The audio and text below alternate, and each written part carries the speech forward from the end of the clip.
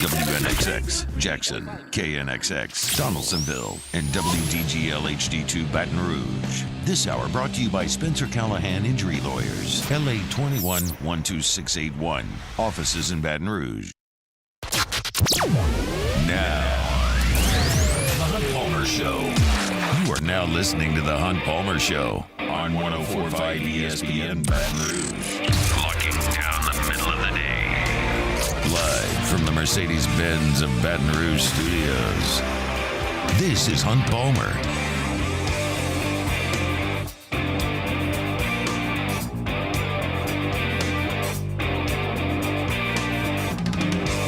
Welcome in. Hunt Palmer coming to you from the Mercedes-Benz of Baton Rouge studio downtown in the capital city on this Tuesday, the worst day of the year.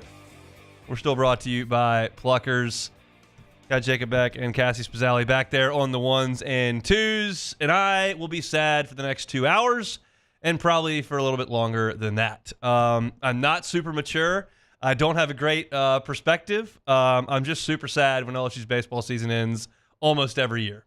Wasn't all that sad last year. In fact, very, very happy with no voice in Omaha. This year, very sad.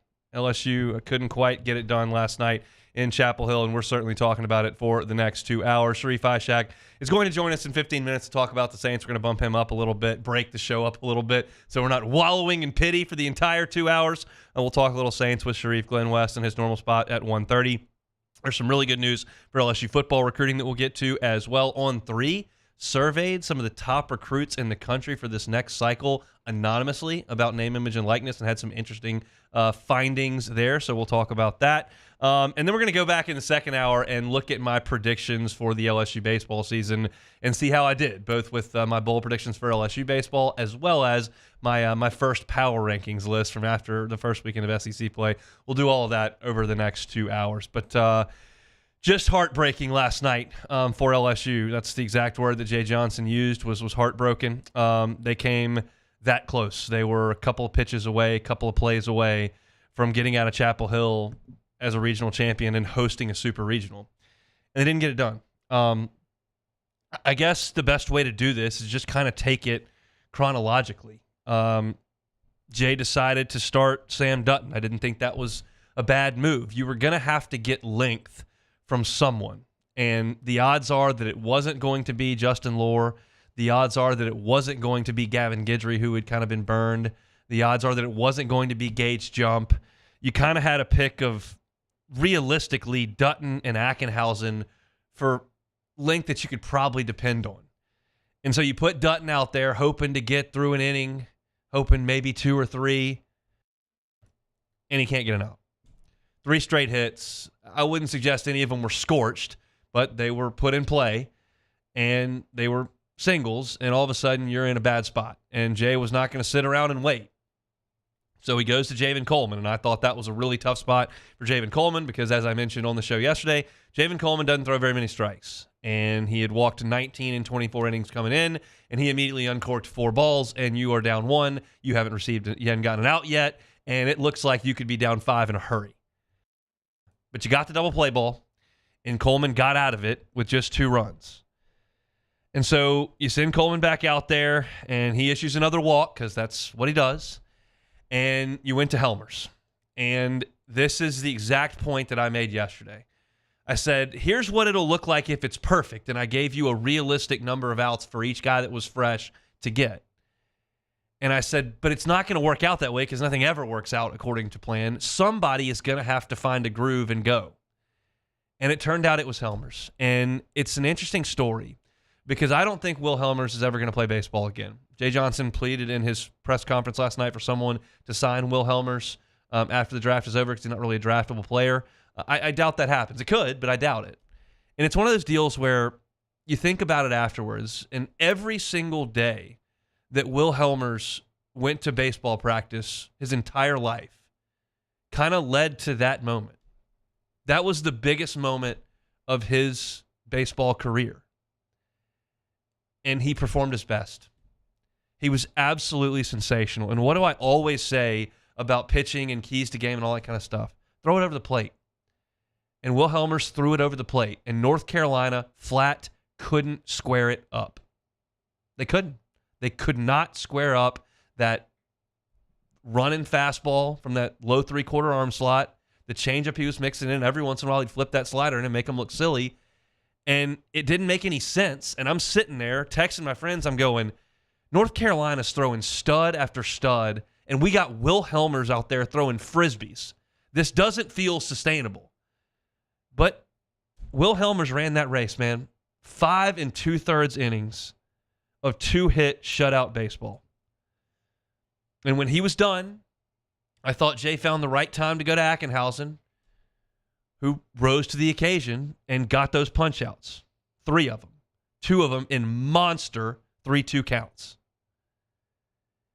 And at that point, you could see when Ackenhausen was on the mound that in the background, you could see the LSU bullpen. And I'm sure most of y'all saw 23 out there. And you knew, okay, Jay decided at some point this morning that if he got to the end, and it was, in this case, 3-2, if it was 10-11 and you had a lead, he was going to go to his best pitcher.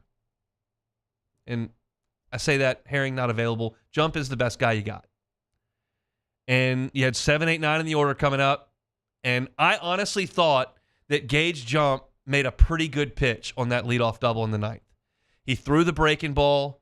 It was down below the knees. It could have been a called strike, and it wasn't hit that hard, but it just got hit down the line. And from that point, I thought Jump got a little bit fastball happy. He just didn't trust himself to bury that breaking ball. And he threw one too many fastballs, and the kid hit it up the middle for a base hit. Or into left field for a base hit. I know that a lot of people are saying, look, Ackenhausen struck out the side, stick with him. And I can see that from 2 angles. One, yeah, I could send the guy out there that did the job and that's done this in the past. And I can also suggest, hey, even if Ackenhausen doesn't get the job done in the bottom of the ninth, you're going to maybe have to play more and you need more arms so you can hold Jump as long as you can in case you got to play a 10th, 11th, 12th inning and maybe you need him then. And then I can also see the point of we're going to our best guy here. I don't know that either one is right or wrong. I know a lot of people feel passionately about it, and there were plenty of people that said before Jump ever came in the game, leave Ackenhausen in there. I got 2 of those text messages. So it's not all hindsight. It's not all outcome determined, but I understand. All I can ask as a fan and then as an analyst in this seat, I need to understand what you're doing. If there's a sound reason to it, I'm going to live with it. And there was a sound reason there to go with your best pitcher to get 3 outs. It didn't work. But Jump bowed his neck, got a little bit of fortune, screamer to Milam, but he got you to the finish line. The issue was that, let me read this to you. It's pretty powerful stuff. After LSU got a run in the first and then got the homers in the second and then third, in the fourth, you went 3 up, 3 down. In the fifth, you went 3 up, 3 down. In the sixth, you went 3 up, 3 down. In the seventh, you went 3 up, 3 down. That is 12 in a row sat down. In the eighth, Jones walked in. Pearson reached on an E4, and you couldn't find that last insurance run. You got 2 base runners in the eighth, and then Travinsky singled in the ninth. And then Jones walked in the 10th. So you got 4 base runners over 7 innings and 1 hit in 7 innings. You needed to add, but that's the deal. That's the 8 ball you were also up against. Not only was it that you didn't have your A pitchers, but also North Carolina had their dudes ready to go. And that was a likely outcome, that it was difficult for LSU to get anything going. Those guys are good, man. Those pitchers are good. And you look at the line score, like Matias throwing that hammer breaking ball and a good fastball, 4 1/3, and then Pence came in and gave up 1 hit and 3 2/3, struck out 4. They were really tough, and LSU's at-bats just weren't competitive. They just did not hit the ball hard enough times, and North Carolina did. North Carolina was more competitive in their at-bats than LSU was. Aside from that 3-inning spurt that Helmers gave you, Carolina was in there battling, and they were hitting the ball hard, and they were hitting the ball the other way, and they were taking tough pitches. They played better. And then, unfortunately, LSU blinked dropping a baseball at the track. It's just a ball you got to catch. And Jake Brown's grown up as a pitcher, played outfield, and he's a hell of an athlete. He's going to be a really good player at LSU. Had a huge hit last night. That ball was crushed over the wall in right center field. But he goes back near the wall, kind of leaves his feet. You could tell it wasn't comfortable, and he didn't make the catch. It's just a game of fractions of an inch. Harbor misses a grand slam by fractions of an inch early. And Brown misses that ball by fractions of an inch in his glove. And that bunt misses the base by fractions of an inch. It was that close. And we'll talk more about the season in totality, but last night they gave it everything that they had. And that's what they did for the last 7 weeks of the year. And they put themselves in position to win a regional, to get to a super, and to make a run at this thing. And Jay Johnson said, mired in all this doubt and losses, we're a top 15 team in the country. And a lot of people probably looked at him funny when he said that, and I'm probably one of them. They are. They're clearly one of the 15 best teams, in my opinion. And what hurts, because I knew this yesterday, but I didn't tell it to anybody. I didn't say it on the air. I didn't talk to Musso or Moscona about it. Didn't mention it to my friends. I didn't say anything because I didn't want to jinx it. But I was looking at this thing going, you know what? If you can find any way to win by 1 in 9 innings in Chapel Hill, you come back to the box and play a mediocre West Virginia team to get to Omaha. And you know who's supposed to be waiting on you in Omaha? Hagen Smith. He's not. You got Jump and Holman to go against that winner, Kansas State, and then Tennessee. I allowed myself yesterday to look at that bracket and go, they could do this. They could go all the way. And for them to get from the point where they were at 3-12 in the league to me in the month of June going, they could win this whole thing, is crazy. And that is why this is my favorite sport. It's regional. It's insignificant in the grand scheme of the sports world. But I love the journey that this sport takes you on. And that's why it's so gutting when it comes to an end. I don't ever really find myself gutted after LSU's bowl game. The finality's there, and you just kind of move on. And I talked about this yesterday on Twitter, basketball's playing and baseball's right there on the horizon. And I just feel like you just kind of keep going. When this thing ends, I am just gutted. And I am today. It's heartbreaking, as Jay Johnson said. North Carolina can win the national championship. They're really, really good. And LSU played them heads up for 3 games. Just one more play the Tar Heels made. They deserve to win. No doubt about that. Our baseball breakdowns all season long have been brought to you by Pluckers. Our Tuesday shows are brought to you by Pluckers. We've got a lot more baseball talk to get to in the show. But for now, we're going to step aside, talk to Sharif about Saints cranking things up again tomorrow out there on the practice field. We'll get to Glenn West 15 minutes from right now talking some more Tiger baseball. This is the Hunt Palmer Show. You are now listening to the Hunt Palmer Show. Look, it's officially storm season. That is official by the National Hurricane Center. Don't let the power go out when inevitably we've got one of these storms that rolls through. It's been a quiet couple of years. I hope we got another 4 of those right in front of us. But we all know that it's inevitable. Boudreaux's Electric can help you out with a standby home generator from their friends over at Generac. They're a certified Generac dealer. They are a premier Generac generator dealer. And one of the things that they can do for you is monitor your generator remotely 24/7. So if there's ever an issue mechanically with that generator, they'll know about it remotely. They'll call you, say, hey, something's up. Let us come fix it. So that when that storm rolls in, you are protected from power outages. The time to think about this is not when the storm's already passed and you don't have any power. The time to think about it is right now. So I challenge you, pick up the phone, give a call to Boudreaux's Electric, 985-397-1562. It's 985-397-1562. Neil and Melissa have been running things for 40 years over there. They will get you fixed up in a Generac generator. That's my friends at Boudreaux's Electric. Our listeners fire off their opinions on the jimsfirearms.net hotline at 499-1045. Keep listening for your next chance to shoot us your thoughts with the jimsfirearms.net hotline on 1045 ESPN Baton Rouge. Gulf Coast Bank and Trust is giving our customers the power to bank anywhere, anytime during this challenging event. And we're right there with you. Our mobile banking app is a smart way to manage your money and time. Gulf Coast Bank and Trust, the bank that cares about you. Bayou Ford has the new inventory to get you in a new Ford truck or SUV today. Or customize your next vehicle just the way you want. All new Bayou Ford vehicles come with a 1 million mile powertrain warranty. The crew at Bayou Ford is going to do right by you.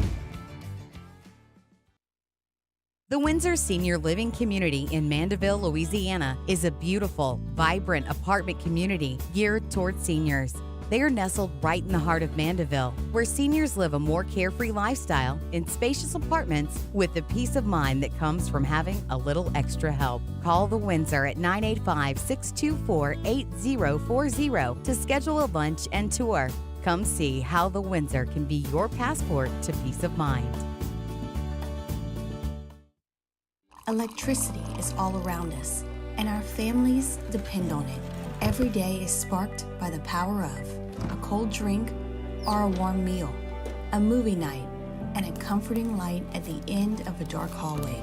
From sunrise to sunset, playtime to bedtime, our team is ready to take care of your electrical needs. Even in the case of an after-hours emergency, the light in your life shines brighter with Mr. Electric. Hey, it's Matt Moscona. For years, you've heard me tell you about Insurance Network of Louisiana, helping you find better coverage for less money. But it's not just for your home and auto. They also offer commercial property. So, retail stores, professional offices like doctors, dentists, attorneys, clothing boutiques. Insurance Network of Louisiana can find you better coverage for less money. They service the entire state of Louisiana, and they're local. So call today at 293-0450 or lainsurance.net. Jerry and Benny Payne began Central Plumbing Company out of their driveway in Tanglewood subdivision.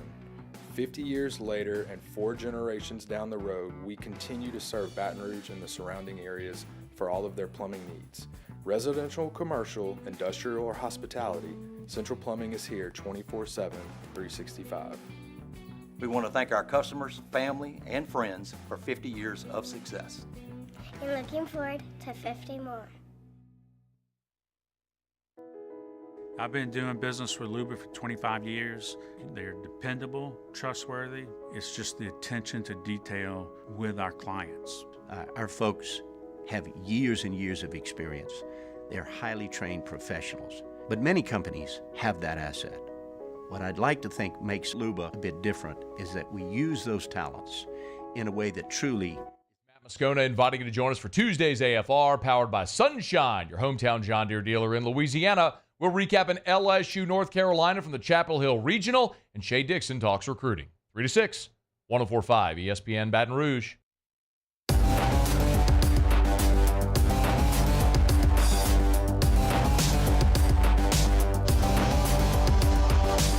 104.5 ESPN Baton Rouge is excited to partner with our sister station, Eagle 98.1, on a rare opportunity for local bands in our area to be the featured act for Kenny Wayne Shepherd's July 13th show at the River Center. We're looking for 5 Louisiana bands to compete at a special Battle of the Bands on June 21st at the Texas Club. To submit an entry to take part with a sample of your band's sound and get all the details, visit 1045ESPNBatonRouge.com. The entry deadline is June 12th. You're listening to The Hunt Palmer Show, brought to you by Plucker's Wing Bar. Sharif, you want to form a band and enter the Battle of the Bands? Why not? You got nothing else to do. That's actually sadly true. Sharif Ishak, WDSU, is our guest. We'll talk a little Saints with Sharif. But first, let's start with LSU baseball. You seemed to be very sad on Twitter last night. I was right there with you. I'm just driving around right now searching for answers. You finding any? Not really. Are there any power arms you found in the transfer portal? Any power bats? We need to replace about 65 homers between Travinsky, Jones, and White. Do you think Jones is going to leave, or you think he's going to come back? It's up in the air. I don't know. I don't know anybody in his camp. I haven't talked to anybody in the program. That's not a discussion that I've had. He'll have an opportunity to go. That's for sure. Well, I mean, I see a bunch of players that they can go get out of the transfer portal. I saw Matt tweeting about the shortstop from Louisville. I saw Ryan Holland tweeting about the guy from Texas Tech. I mean, look, why not try going after Ethan Petrie from South Carolina? It worked out for Michael Braswell. So there you go, 3 players right there. Yeah, I don't think Jay's going to put the phone down for about a month. It's going to be quite a run in the transfer portal that LSU's about to go on. I'm pretty confident of that. All right, let's talk about the Saints. I want to talk about a couple of the veterans that we have not talked a lot about because we spent a ton of time talking about Trevor Penning and what's going to happen, with some of the young players they brought in. I want to talk about Cam Jordan and Demario Davis. Cam, statistically last year, was not a productive player on the edge, specifically rushing the passer. Do you think those days are behind him? I do think the double-digit sack days could be quite behind him now. He's up there in age. And last year he was battling that ankle injury. He had the surgery this offseason. Looks like he's getting close to being 100% during these OTAs. If you can get 6 to 7.5, 8 sacks from him a season until he retires, that would be amazing. That would be like him getting 12 or 13 sacks. But I do think like the double-digit sack days are behind him. But it also comes with getting help along that defensive line. The other guys have to be productive and disruptive in order for him to get those 6 to 8 sacks in this season. No question. And I'm curious because we've seen the decline of Michael Thomas, we've seen the decline of Ryan Ramczyk, we've seen the decline of Cam Jordan, and we have not seen any decline from Demario Davis, who keeps playing basically at an all-pro level. How long can he keep that up? Well, the way he takes care of his body, he can keep it up for at least another 2-3 years. He jokingly, said like last season he wants to play 2 or 3 more years after LeBron retires, and God knows when he's going to retire. I mean, that means he would be playing until his, the age I'm at right now, 42. He's done a good job. I mean, he hasn't missed a game. 199 games since joining the Saints, including the playoffs, and got close last year against Jacksonville to missing his first game in a black and gold uniform, and powered through it because he has great people around him, to make sure that he's ready to play in games. And that's just the one thing about Demario. He's always available to play, and not just available, he's playing at a high level, and he's working sideline to sideline, getting to the quarterback, making tackles, and it can be infectious for the rest of the team. We saw Drew Brees go into the Saints Hall of Fame. Do you think either or both of them go into the Saints Hall of Fame? Oh, no doubt. They'll be, once they retire, 3 years after they retire, they'll be Saints Hall of Famers. Like, moving forward, the Saints Hall of Fame should be easy every single year. How so? I mean, you got to think there's a lot of players following behind Drew Brees in the coming years. You'll have Mark Ingram, Jimmy Graham, some of the other guys who played on the 2009 team who haven't gotten in yet, and some of the guys who are currently on this team, like Demario and Cam, whenever they eventually call it quits. There'll be some guys you'll be wondering about if they're going to get in, like Michael Thomas. Will he get in? Numbers-wise, yeah, he should get in. But if you're talking about what's happened over the last couple of years, you'd be like, it's kind of iffy. But there are a lot of guys out there still going to make, Alvin Kamara will eventually get in. Ryan Ramczyk will eventually get in. There's just a boatload of guys on are going to be eligible to get in. We'll get in easily. All right, let's talk about practice tomorrow. You're heading out there. What's going to catch your eye? See if anybody else shows up. Speaking of Alvin Kamara, will he show up for the last OTA practice into next week's mandatory minicamp? Marshawn Lattimore, doubt he'll be there. And I'm starting to wonder if he'll be at mandatory minicamp next week. Just because it's mandatory doesn't mean he needs to be there, because you see players all the time skipping out for certain reasons. So other than that, man, I just want to see more work from Trevor Penning. You let off the show saying Trevor Penning. I just want to see my eyes on Trevor Penning and Taliese Fuaga, how they're working on the right and left sides of that offensive line. I think that would be the biggest thing. Like I said, it's so hard to tell whenever you're not in pads, you're not really like going at each other like they will be once they get into like week 1 of a training camp in Irvine, California. But I think that still has to be the main focus, that offensive line. How are you feeling about that offensive line as we sit here right now? It's going to take some work, man. But I'm very confident in John Benton, and I'm very confident in Clint Kubiak's system. The West Coast offense, should help solve some of the issues. Not saying it's going to be perfect. Not saying, they're going to like not allow a sack or two in a game. But it's going to give Derek Carr some ability to maybe open up his game a little bit more and get the ball out of his hands much quicker. So I think it's going to work hand in hand with a lot of the rest of the offense and the coaches. So I need to see where they're at halfway through training camp. Let's talk about Drew Brees then. What was your takeaway from his induction to the Saints Hall of Fame and the press conference that followed? I mean, got a little emotional and got choked up at one point in time during the press conference where he was talking about his receivers and his tight ends, and back to talking about the offensive line again. He says he has the picture in his office of this whole entire offensive line, and he kind of paused for 5 or 6 seconds, kind of choked up, thinking about the Zach Strief, the Bushrod, the Jari Evans, everybody who played on that offensive line that helped the Saints win the Super Bowl. So I took a lot away. He was very graceful and very had a lot of gratitude and very happy how things worked out for his career.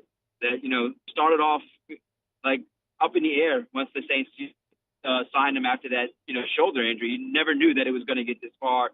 Didn't know where this franchise was going after Hurricane Katrina, and just happy that he was here and had the ability to rebuild the city and the franchise and lead him to that first ever Super Bowl.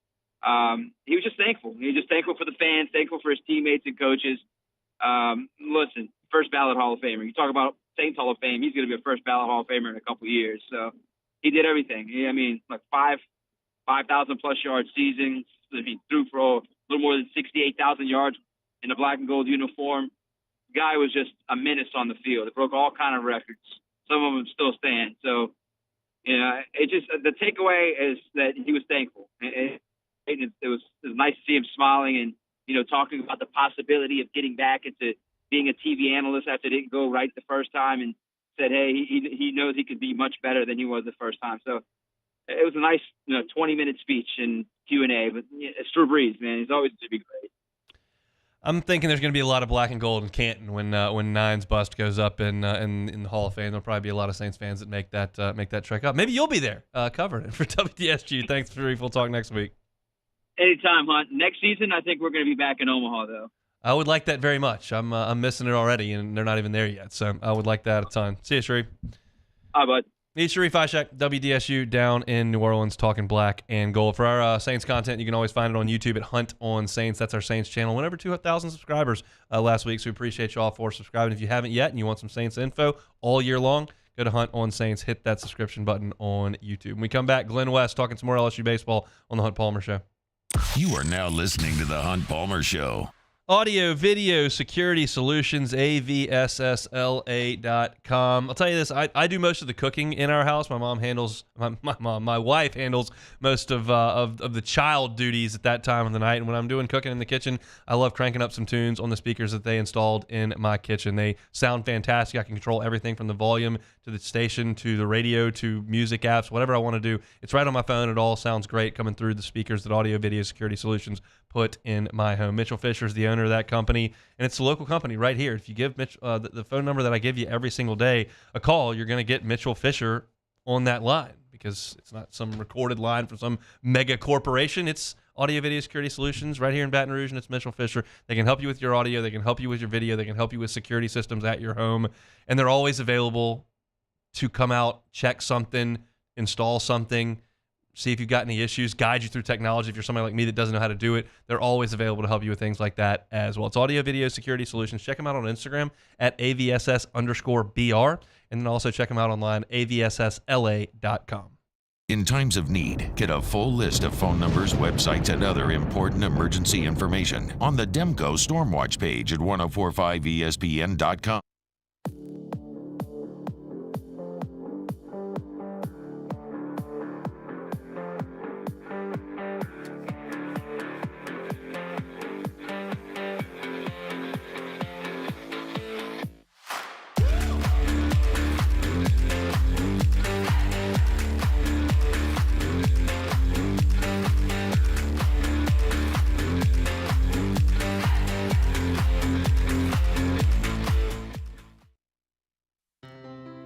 When it comes to ending cancer, we push forward, always working together for you. That's why our cancer experts at Ochsner have clinically integrated with MD Anderson Cancer Center. This means advanced cancer care, including access to life-saving clinical trials and integrating care to treat the whole you. Introducing Ochsner MD Anderson Cancer Center. Long live you. Breck teamed up to reimagine your parks, and you imagined big. With your help, we went to work, creating 12 beautiful community parks across the parish. A family-sized water park, miles and miles of trails, and parks just for your dogs. There are more places to splash, to explore, to run wild, and even soar. You imagined, we delivered. Gold. Breck, your #1 park system in the nation. There it is, the extra mile, on the border of expected and extraordinary for those willing to go further, like vans customized for work or play, with safety and tech to keep you connected, supported by a 5-star sales, service, and finance team, and backed by the 1-star you know. So go the extra mile. It's never crowded, because so few have what it takes to go there. Mercedes-Benz Vans. Electricity is all around us, and our families depend on it.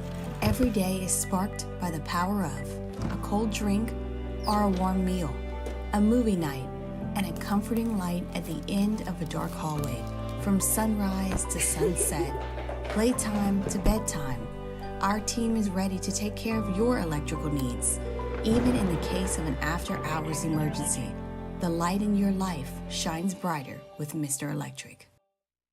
Hey, it's Matt Moscona. For years, you've heard me tell you about Insurance Network of Louisiana, helping you find better coverage for less money. But it's not just for your home and auto. They also offer commercial properties. So, retail stores, professional offices like doctors, dentists, attorneys, clothing boutiques. Insurance Network of Louisiana can find you better coverage for less money. They service the entire state of Louisiana, and they're local. Join us for the Wednesday edition of Live at Lunch from Modesto, Nicholson at Burbank. Scott Rabelais joins us along with Russ Reynolds from Beeson and professional sports handicapper Randy McKay. Live at Lunch, 11 a.m. Wednesday from Modesto on 104.5 ESPN Baton Rouge.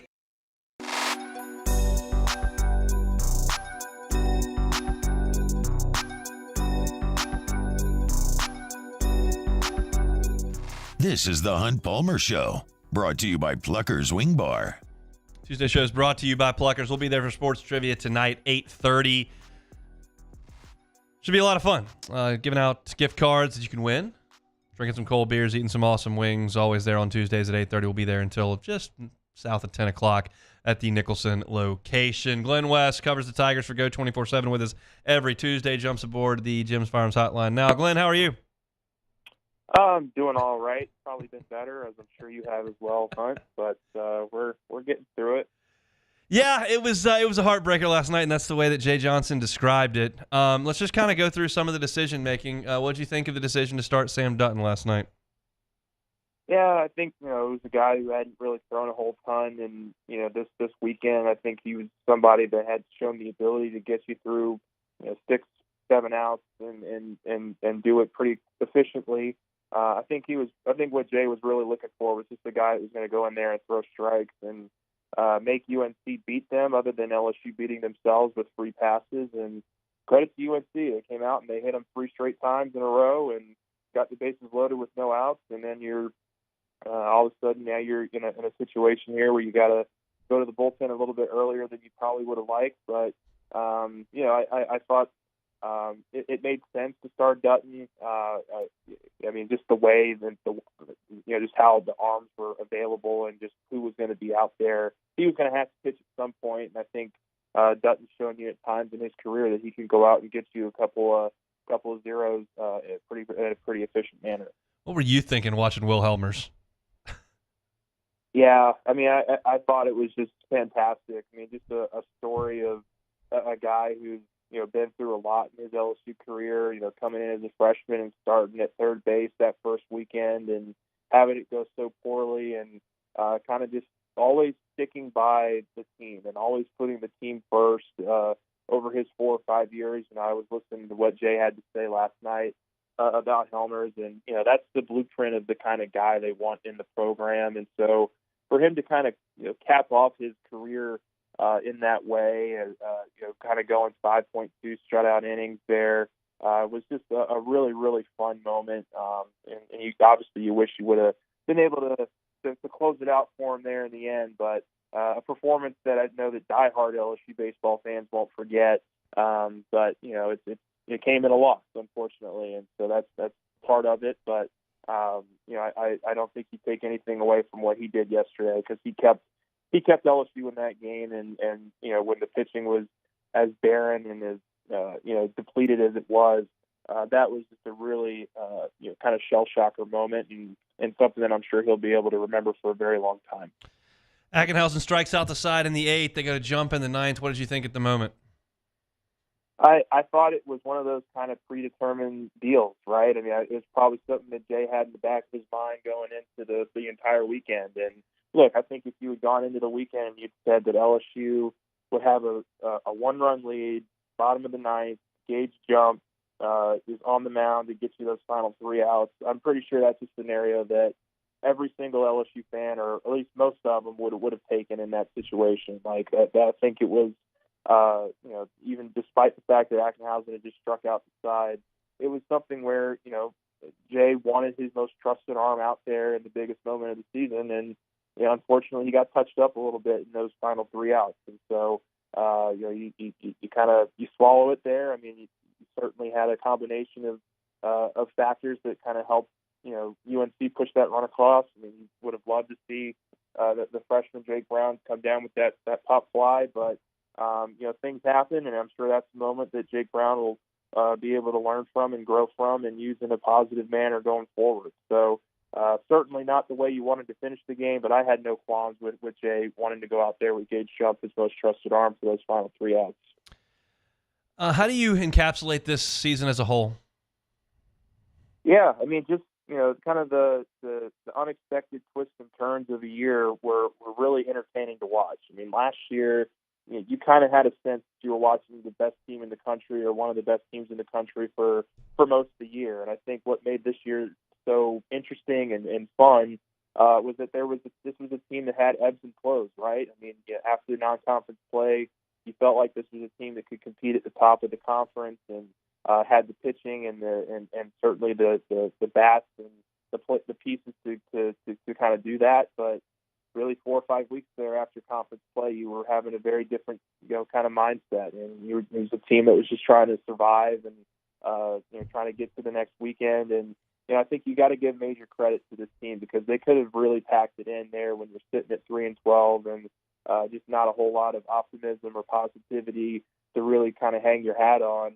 But they came out and they won 4 of the 5 next series. I thought one of the big silver linings that you kind of got towards the end of this season was that guys like Stephen Milam and Jake Brown and Ashton Larson, Kate Anderson, I thought a lot of these young guys that are going to be asking to be pillars of this program going forward really took some positive steps, positive leaps and bounds this over the last 5 or 6 weeks. And you're really not in this spot without those guys' development. And I think that is a really positive trend that LSU can use going into this off season. But in the end, it was just a team that was just going to be fighting that consistency element all season long. And this was a team that very early in the conference play just wasn't able to close off some of those one-run games, those tight games in the end. And eventually, that's kind of what bit them here in this tournament. They fought and they clawed back to get in that position, but just weren't able to cap it off, which I think has been kind of the overselling, I guess, kind of overarching point of this season for LSU as a whole. What do you think about Jared Jones and Griffin Herring's decision coming up?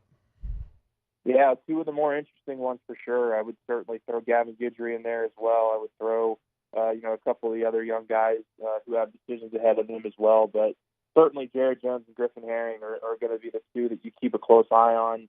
I lean towards maybe both of them going, but you could certainly, I think, make an easy argument for them to come back. I think Jared showed some real, obviously, major strides this year as a hitter. Defensively, I thought he was okay, and certainly can hold his own, but still probably a lot of room to grow there. And then with Herring, he was a bullpen ace, but can Jay talk him back into coming back as a starter next year and really kind of help grow his stock from there as a starter? Like, I think that's going to be a conversation that's going to be had. So very interesting decision for those 2. Don't know how they're going to play out, but I would lean right now probably towards one or both of them going, but wouldn't be surprised if Jay Johnson pulls off some magic and gets one or both of them to return as well. How many of the guys that started the game last night do you think are going to start on opening day next season? Yeah, I think you're going to get certainly the Milans of the world. I would imagine, Jake Brown and Ashton Larson are going to be fixtures in there. Brady Neal, I would imagine, is going to be a starter for you. Michael Braswell, if he comes back, I think would be a penciled-in starter as well.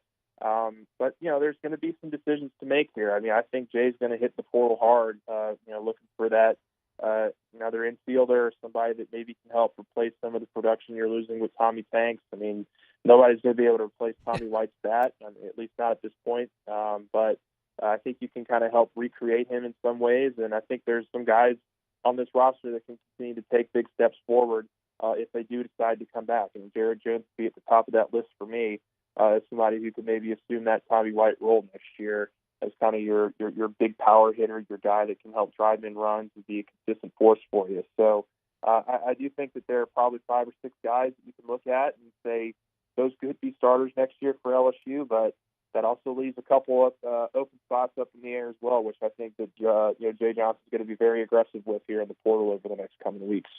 How do you feel the program is as a whole right now? Yeah, I think the program's in fine shape. I mean, look, we're not even 1 year removed from them winning a national championship, and clearly you can see here over the last couple of weeks with the way some of these guys have performed, they're not lacking in talent. Like they have a lot of young foundational pieces here. Didn't even mention some of the pitchers they're going to be getting back next year fully healthy. Chase Shores, Jaden Newt. If you're able to talk Herring into coming back, that's a nice little core there. Cam Johnson is the guy that you're hoping takes that next big step as a second-year guy. So I think they have some foundational pieces here that they can build around. It's just about getting them developed even more, seeing what you can get out of the transfer portal. But, I mean, look, this is all going to start and stop where Jay Johnson, as far as Jay Johnson can take them. And as we've seen, Jay Johnson can find, talent anywhere and bring in a lot of really interesting and crucial pieces to help build a consistent winner in Baton Rouge. So I think that's where it starts, and I think LSU's got certainly a great guy leading the program right now, and has got a bright future ahead of it. Who do you think's going to win the national championship? I mean, we just watched UNC for 3 days. Those guys look pretty darn good. Yeah. I wouldn't be surprised if they make a run in Omaha. I think obviously with Arizona being upset, they're going to get a West Virginia team that's got a lot to play for, but you're probably looking at a team that could be favored there. Tennessee certainly looks to run through their regional pretty quickly and look pretty dominant doing it. I like those two teams right now, but baseball is so unpredictable. There's always going to be that Cinderella team that makes a run, and I'll be very interested to see who that is here over the next couple of weeks. The answer we were looking for there is anyone but Tennessee and Texas A&M. That's where my head is at this point. They look pretty good. They look pretty good. What can you say? They look really, really good. I'm terrified about it, but we'll see over the next 3 weeks. Glenn, we appreciate your insights all season. Thanks, man. Yeah, thanks, Hunt. Appreciate you. He's Glenn West, senior writer over at Go 24/7. All your team coverage, football, basketball, baseball. He's got you. Recruiting as well. Sonny Ship does an awesome job, so we appreciate Glenn for coming on all season long in that Tuesday slot, and we enjoyed our conversations all year long. Our baseball breakdowns all season have been brought to you by Pluckers Wingard. 2 locations, Nicholson just south of campus and Bluebonnet in front of the Mall of Louisiana. On3 conducted a survey of the top recruits in the 2025 cycle, and they did it with anonymity. That's a tough word to say. So they'd get some truthful answers, and they answered truthfully about the NIL dollars that are flying around in the recruiting space. We'll talk about that to close out hour number 1 coming up next. You are now listening to The Hunt Palmer Show. One Bath and Closets. OneBathAndClosets.com is the website. David Duvall and his team, 30 years redesigning and remodeling bathrooms and closets. Safety is a big deal. It is a big deal, especially as people age. If you've got a loved one in your life that is aging, wants to stay home, but may need a little bit of help around the bathroom, it can be a very hazardous area. Look, One Bath and Closets can help you with that. They can put guardrails in around tubs, toilets. They can put in non-slip floors. They can certainly help. They can do walk-in tubs. They can put a bench in the showers to make things more convenient and safer for the aging loved one in your life. If that sounds like something you'd be interested in looking into, One Bath & Closets is happy to have that conversation with you. So go to the website, onebathandclosets.com, request that free consultation, and in the course of requesting that consultation, say, hey, heard about you on the Hunt Palmer Show. $1,000 off for listeners of our show. On the website, you can find great pictures of their work. You can find testimonials from their satisfied clients. I can promise you this, they will do it right the first time and leave the competition behind us. One Bath and Closets. Check out that website, onebathandclosets.com. Our listeners fire off their opinions on the jimsfirearms.net hotline at 499-1045. Keep listening for your next chance to shoot us your thoughts with the jimsfirearms.net hotline on 1045 ESPN Baton Rouge. Farming is a way of life for us. It's not something we get up in the morning and dread going do. It's just something we go to bed at night looking forward to getting up to go do. John Deere equipment is what we as farmers strive to have. It's in your blood, it's in your veins. It's just a part of who you are. Green is what we want to be in. The other tractors were acquired to patch it up to get to where you want to be. Where we want to be is in John Deere. Flip the switch and learn more about what it means to be powered by sunshine at sunequip.com. Bayou Chrysler Dodge Jeep Ram is taking $11,000 off the new 23 Dodge Charger. We're open for business in our beautiful new showroom and taking $11,000 off the powerful new Charger. All new Bayou vehicles come with a 1 million mile warranty. The crew at Bayou Automotive is going to do right by you. Gulf Coast Office Products is a nationally recognized Savin office equipment dealer based right here in Louisiana. Over 100 employees strong, Gulf Coast has the boots on the ground to support all vertical markets from education, engineering, legal, and finance. With the latest in office technology, from desktop to production segment units, Gulf Coast and Savin have the perfect fit for you. Call 225-756-2644. That's 756-2644 for Gulf Coast Office Products.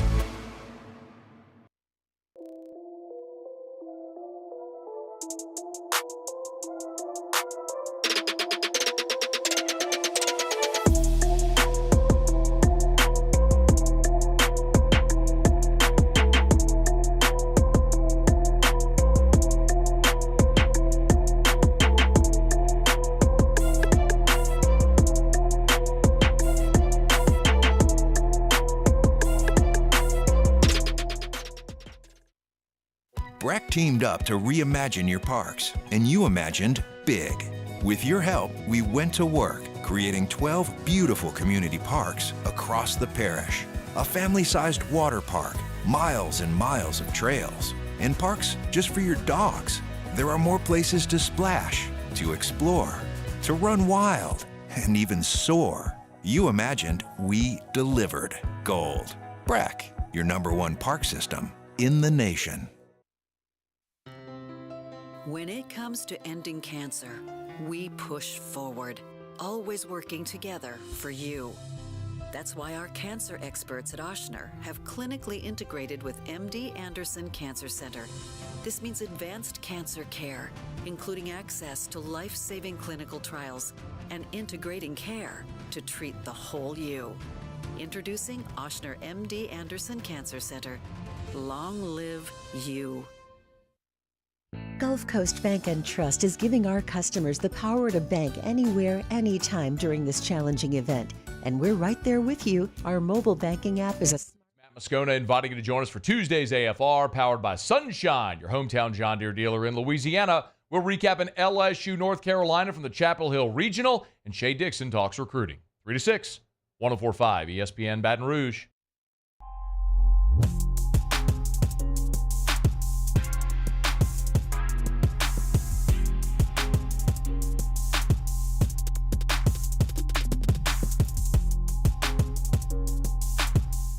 Live After 5 is back. Clock out and rock out with us Friday in downtown Baton Rouge from 5 p.m. to 8 p.m. for the last Live After 5 of the spring. This Friday, come out to see the Bucktown All-Stars for Live After 5. You're listening to The Hunt Palmer Show, brought to you by Plucker's Wing Bar.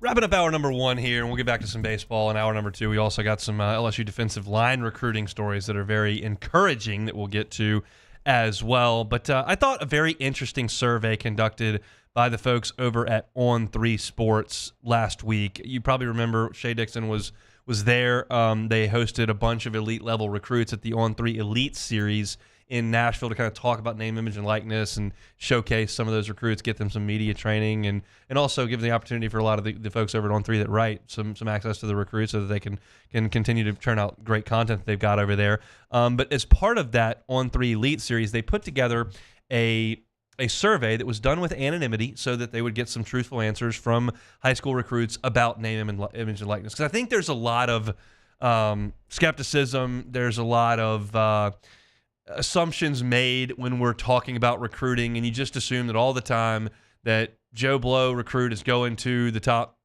bidder every single time, and they just kind of wanted to get a feel for just how that process goes in the recruiting process. So they surveyed 36 athletes, and 33 of them listed the amount of money that they wanted to go to college. Now, that's an ambiguous way to put it. I don't know if that means that's their... I don't know what that means, what they wanted. You can say you want anything. I want $20 million, but this is the way that it's phrased here. So 33 of them listed, and the majority of those financial packages ranged from $200,000 to $600,000 per year. So you're talking about, I guess, if you're looking at 3 years, that's $600,000 to $1.8 million, depending on the player and where you are in that range, from $200,000 to $600,000. The median amount was $400,000 a year for these high school players. The lowest recorded NIL offer wanted was $33,000. More than 20 of these athletes, it stands to reason, were 5-star recruits by On3. So you're talking about really high-end players. This isn't the 3-star lineman who's looking for some Purdue offers here. Like, these are the tops of the top, and they're looking for, on average, $400,000 a year. Said notably 22 recruits provided details for the amount of money they desired in their largest NIL package to date, and in a surprising outcome, 12 of those, so more than half, said that they were content taking less money than their largest NIL offer. That was interesting to me, because we're not in these meetings, we're not in these discussions, and I know that a lot of people like to speak with a ton of authority on these recruiting battles when you really don't know many of the details, and that's something I'm always hesitant to do. But I've always thought, I don't think it's always just the highest bidder. For some, it may be. This whole Simeon Barrow situation that's going on, that kind of sounds like highest bidder stuff. And so that can happen. But I do think that there's something to forging a relationship with coaching staff. I think there's something with geography and where you live and what's home. I think there's something to do with position coaches and the culture within a program. And then NIL is a piece of it as well. And if you really like all the aspects of this, and they offer you $350,000 a year, and the other school offers you $450,000 a year, but it's really far away from home, and you're not really sure who your offensive coordinator is going to be, I think that does matter. So I was interested to see that 54% of those that filled out said, yeah, we would be willing to take less than the highest bidder to go somewhere else. The article continues, one of the biggest misconceptions surrounding NIL in the high school ranks has been that top prospects pick colleges solely off the highest dollar price. Sometimes they're looking at, instead, culture fit and NFL development. Then the final piece to this is that 5 participants in the survey said the largest offer they had received was over $1 million. On3 believes the majority of those responses came from quarterbacks, elite offensive tackles, and elite defensive linemen. And that makes sense. They're the highest paid players in the NBA, in the NFL. They're going to probably be the highest paid players in a college situation as well. The largest offer recorded was over $1.5 million per year and could max out at just under $3 million a year. Another participant listed $2 million as the most lucrative NIL package to date. 24 of the 36 recruits listed their largest NIL offer with a median of $450,000 per year. So that gives you an idea of what this is costing. That the highest end of the sport for high school players, you're looking at a median of $450,000 per year. So if you show up for 3 years, you're looking at almost $1.5 million over 3 years. It's not for everybody. Again, not for every 4-star offensive guard, not for every 3-star linebacker who's fighting through camp for an offer. This is the creme de la creme. This is the guys at the top of the class. That's what they're commanding. And I'm always curious because I don't know who's writing these checks for LSU. We understand that Gordon does a great job with his NIL stuff and with helping student athletes and telling their story. We understand that Raising Canes is here, and Jaden Daniels comes right off the stage of the Heisman Trophy in his flashing canes. But it's that's the going rate. And if you want to keep up and get some of the top players in the country, that's where you have to play ball. And it feels like, based on the high school recruiting that LSU is doing right now, including 3 guys that were at this summit or are committed to LSU, I think they're keeping up. I think they're doing a pretty good job. But I think it's interesting to finally put a dollar amount to it, because I honestly couldn't tell you exactly where these things are headed. The only number I've ever given you is I know that in a sport, there is a student athlete who had professional opportunities, who decided to come back to school, and that deal for 1 year was $1.5 million. I saw that. That's 100%. But that's the only situation that I'm aware of, and that was not in Baton Rouge. Here's what you're looking at from a high school perspective, assuming these kids are being truthful, and I have no reason to believe that they're not, considering they're anonymous. So interesting stuff from the folks over at On 3. If you want to read it, you can go to the homepage over there at On 3 and look at the story. That's it for hour number 1 here on a Tuesday edition of the Hunt Palmer Show. We're brought to you by Plucker's Wing Bar. Be out there for sports trivia tonight at 8:30, Nicholson location. Hope to see you out there. If you missed any of the first hour, you can catch it on demand, 1045ESPN.com's on-demand tab, Apple Podcasts, Spotify, Google, wherever you find your sound. You can find us, and you can also find us on YouTube. My thoughts on LSU North Carolina last night. Top of the show, Sharif Ishak talking Saints, Glenn West talking Tigers. We'll step aside for Sports Center. My predictions for the LSU baseball season that were done a week before the season started. We'll get to some of those, but after Sports Center, we're going to talk some defensive line recruiting. Good stuff happening for LSU. Come back with us. It's the Hunt Palmer Show.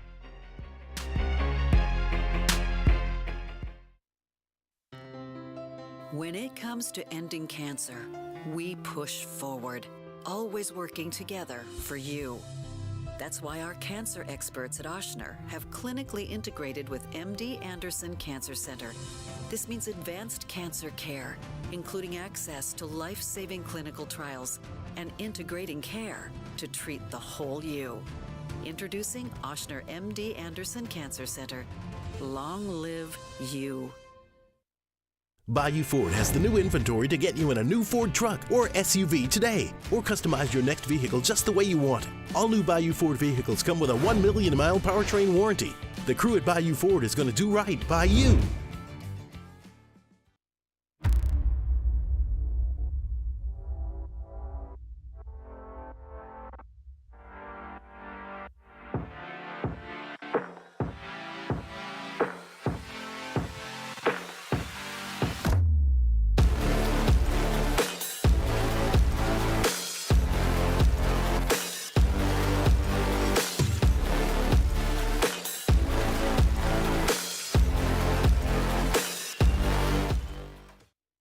Electricity is all around us, and our families depend on it.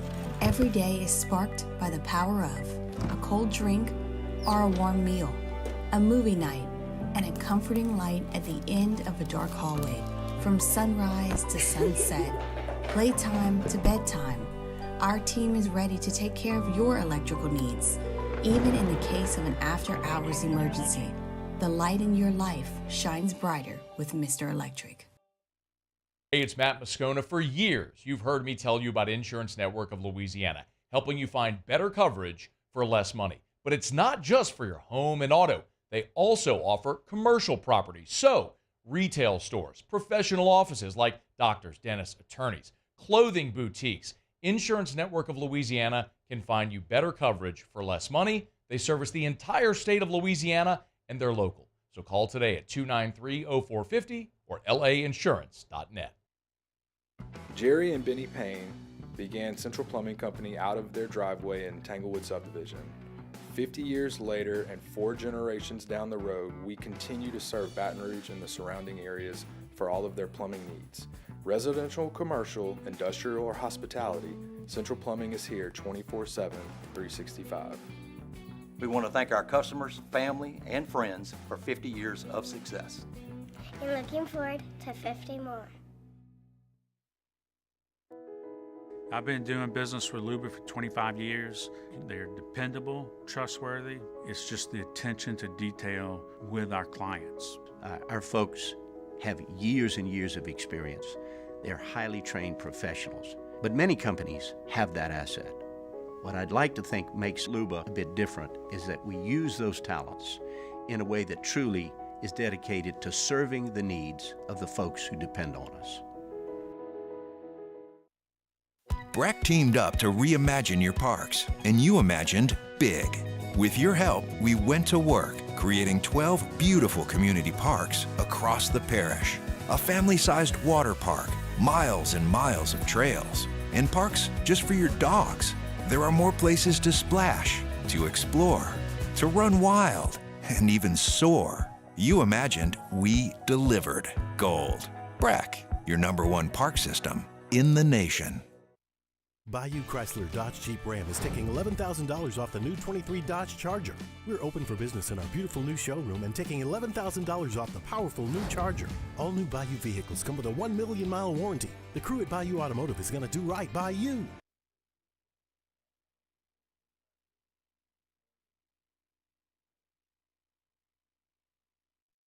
Is Sports Center. I'm Christine Lisi. Once again, the NFL running back market reset by Christian McCaffrey. According to ESPN's Adam Schefter, he signed a 2-year extension with the 49ers, averaging $19 million per year. Receiver Brandon Ayuk seeking a contract extension, absent from the start of mandatory minicamp today. Receiver CeeDee Lamb also wants an extension, a no-show for the start of Cowboys minicamp today. ESPN's Adam Schefter. To me, Dallas has been a little slow here. And look, the market is set for CeeDee Lamb. I think all of us can come up with our own ideas and hammer out a deal in a matter of minutes. But when it comes to the team and the player, it's a little bit more delicate, a little bit more sensitive. They'll get to the same spot that we would have gotten to anyway, but it just takes a much longer dance to get there. Adam Schefter on Unsportsmanlike, the receiver market set by Vikings receiver Justin Jefferson's 4-year, $140 million extension. Major League Baseball has banned Padres infielder Tucupita Marcano from the sport for life for betting on baseball during various points in 2022 and 2023 while he was with the Pirates organization. Hey, it's your resident Super Bowl champ, Chris Kennedy, coming up Wednesday as minicamps continue. I'll give you my biggest storylines that I'm paying attention to. It's Unsportsmanlike, 6 a.m. Eastern, right here on ESPN Radio, ESPN2, and ESPNU.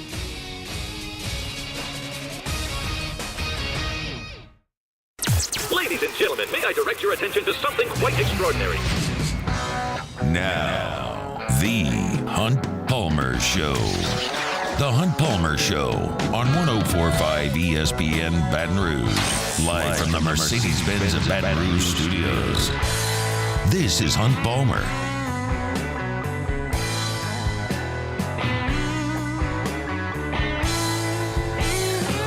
Hour number 2, Tuesday edition of the Hunt Palmer Show, presented by Plucker's Wing Bar. Just me for this final hour, no guests. We'll talk some LSU baseball, my preseason bold predictions in the next segment, how'd I do back in February, and we'll hear from Jay Johnson as well at the bottom of this hour. But we'll start with some LSU football, specifically on the recruiting front.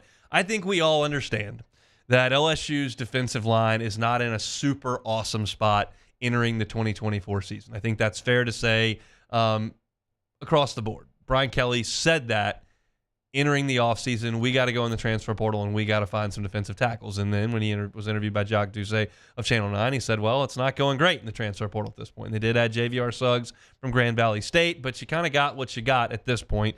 And we all know that this is not necessarily the most talented LSU defensive line that we have ever laid eyes on as they enter the summer. And that's vitally important to building a championship program. Even in an era of basketball on grass and spreading the field and read options and getting the ball out quick and fast-paced offenses, if you can't hold your ground at the point of attack, you can't win. Doesn't matter what area it is. So LSU's got work to do on that front in terms of bringing in elite-level defensive line recruits, and they've brought in Bo Davis to do exactly that. Now, in this class that just signed, that'll be freshmen this coming fall, you signed 2 really high-level players in Gabe Relaford and Don McKinley from the state of Louisiana. You also signed Ahmad Bro from Ruston and Demarion Johnson and C.J. Jackson, who's more of an edge guy but is thought of as a defensive line player. So you brought in 5 guys that you feel pretty good about there. How quickly can they help you out?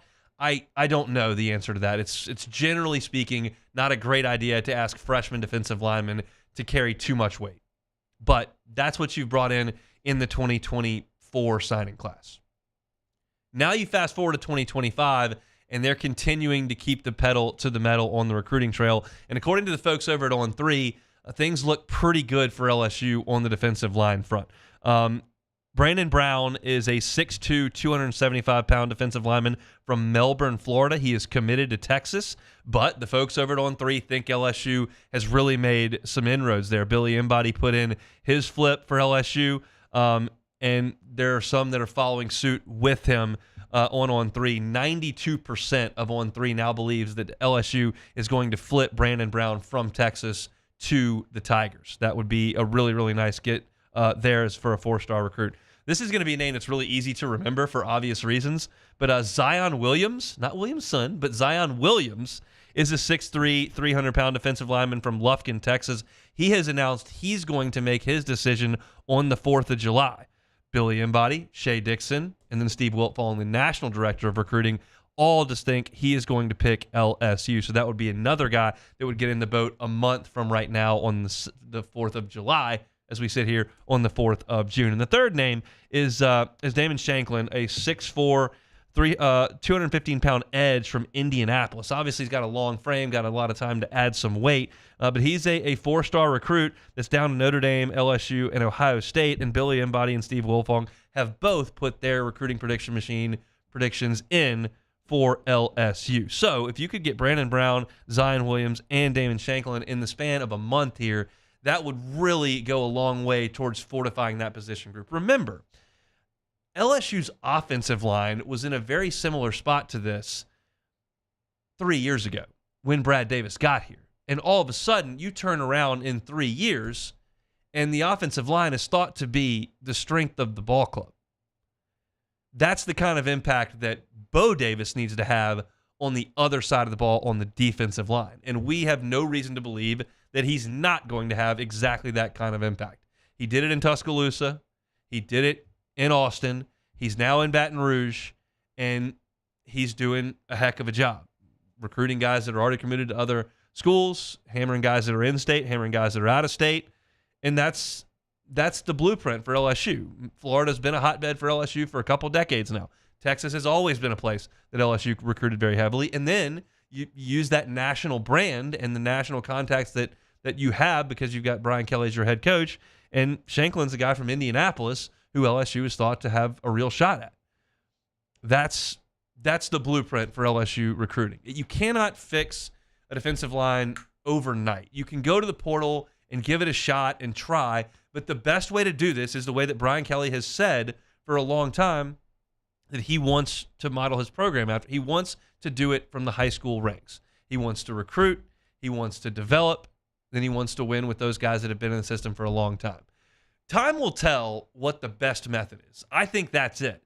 But we'll see what Ole Miss does this year. If they come out, go 11-1, get the 2 seed, make the playoffs, and make a run to a national championship, well, portal, that seems like a pretty good way to go. But I tend to think that the schools like Georgia, like Ohio State, like Alabama, like LSU, that spend most of their time getting the elite level high school players into the program and having them for 4 years, as opposed to bringing in a guy for 6 months to go to a couple classes, play in 12 games, and then go to the draft. It feels more sustainable than the turnstiles coming every single December. And it feels like LSU's doing a really, really nice job. This past class they signed was very good. This class is shaping up to be a top 3 class in the country. You know the headliners, and it's nice to have a quarterback in Bryce Underwood. And it's nice to have a running back in Harlem Berry, have the top-level guys. But somebody's got to block, and somebody's got to stop the run and tackle.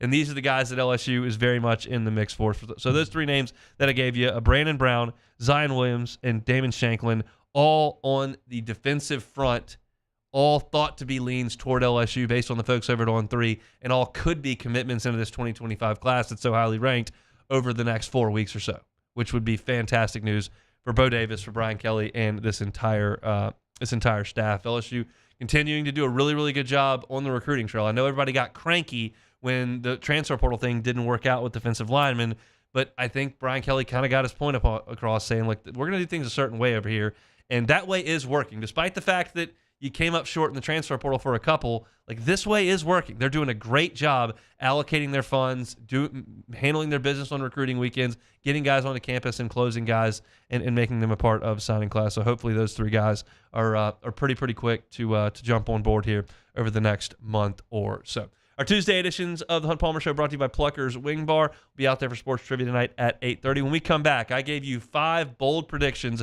for this LSU baseball team back in February. I also made a list of the SEC Power Rankings that we did every Wednesday, and I kept the one from the first week of SEC play. How does all that look now that we're in June? We'll do that coming up next. You are now listening to the Hunt Palmer Show. Every shot, every goal, ESPN Bet has fans covered for the biggest moments on the road to the championship. The exclusive sportsbook of ESPN is the only place to find special offers and promotions from your favorite ESPN shows and personalities throughout the playoffs. New users can get a bet reset up to $1,000 in bonus bets if your first bet doesn't win. So download ESPN Bet today. What a play. Must be 21 or older. Gambling problem? Call 1-800-522-4700 in partnership with the Bears Lake Charles. Terms and conditions apply. See app for details. In times of need, get a full list of phone numbers, websites, and other important emergency information on the Demco Stormwatch page at 1045ESPN.com. The Windsor Senior Living Community in Mandeville, Louisiana is a beautiful, vibrant apartment community geared toward seniors. They are nestled right in the heart of Mandeville, where seniors live a more carefree lifestyle in spacious apartments with the peace of mind that comes from having a little extra help. Call the Windsor at 985-624-8040 to schedule a lunch and tour. Come see how the Windsor can be your passport to peace of mind. When it comes to ending cancer, we push forward, always working together for you. That's why our cancer experts at Ochsner have clinically integrated with MD Anderson Cancer Center. This means advanced cancer care, including access to life-saving clinical trials and integrating care to treat the whole you. Introducing Ochsner MD Anderson Cancer Center. Long live you. Electricity is all around us, and our families depend on it. Every day is sparked by the power of a cold drink or a warm meal, a movie night, and a comforting light at the end of a dark hallway. From sunrise to sunset, playtime to bedtime, our team is ready to take care of your electrical needs. Even in the case of an after-hours emergency, the light in your life shines brighter with Mr. Electric. Hey, it's Matt Moscona. For years, you've heard me tell you about Insurance Network of Louisiana, helping you find better coverage for less money. But it's not just for your home and auto. They also offer commercial property. So, retail stores, professional offices like doctors, dentists, attorneys, clothing boutiques. Insurance Network of Louisiana can find you better coverage for less money. They service the entire state of Louisiana, and they're local. So call today at 293-0450 or lainsurance.net. Jerry and Benny Payne began Central Plumbing Company out of their driveway in Tanglewood Subdivision. 50 years later and 4 generations down the road, we continue to serve Baton Rouge and the surrounding areas for all of their plumbing needs. Residential, commercial, industrial, or hospitality, Central Plumbing is here 24/7, 365. We want to thank our customers, family, and friends for 50 years of success. And looking forward to 50 more. I've been doing business with Luba for 25 years. They're dependable, trustworthy. It's just the attention to detail with our clients. Our folks have years and years of experience. They're highly trained professionals. But many companies have that asset. What I'd like to think makes Luba a bit different is that we use those talents in a way that truly is dedicated. Sandiger, join us for the Wednesday edition of Live at Lunch from Modesto, Nicholson at Burbank. Scott Rabelais joins us along with Russ Reynolds from Beeson and professional sports handicapper Randy McKay. Live at Lunch, 11 a.m. Wednesday from Modesto on 104.5 ESPN Baton Rouge.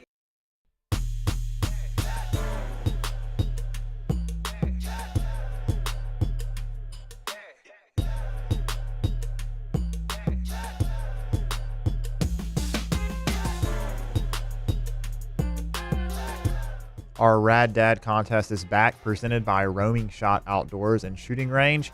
Upload a picture of your dad doing dad things to 1045ESPN.com for a chance to win him a Blackstone grill with all the accessories, 1 long-range shooting school class for 2 from Roaming Shot Outdoors and Shooting Range, steaks from Chris's Specialty Foods, a Hawk Soap gift basket, and a full throttle package from Finish Line Haircuts. We'll be choosing a winner June 14th. Happy Father's Day from Roaming Shot Outdoors and Shooting Range and 1045 ESPN Baton Rouge.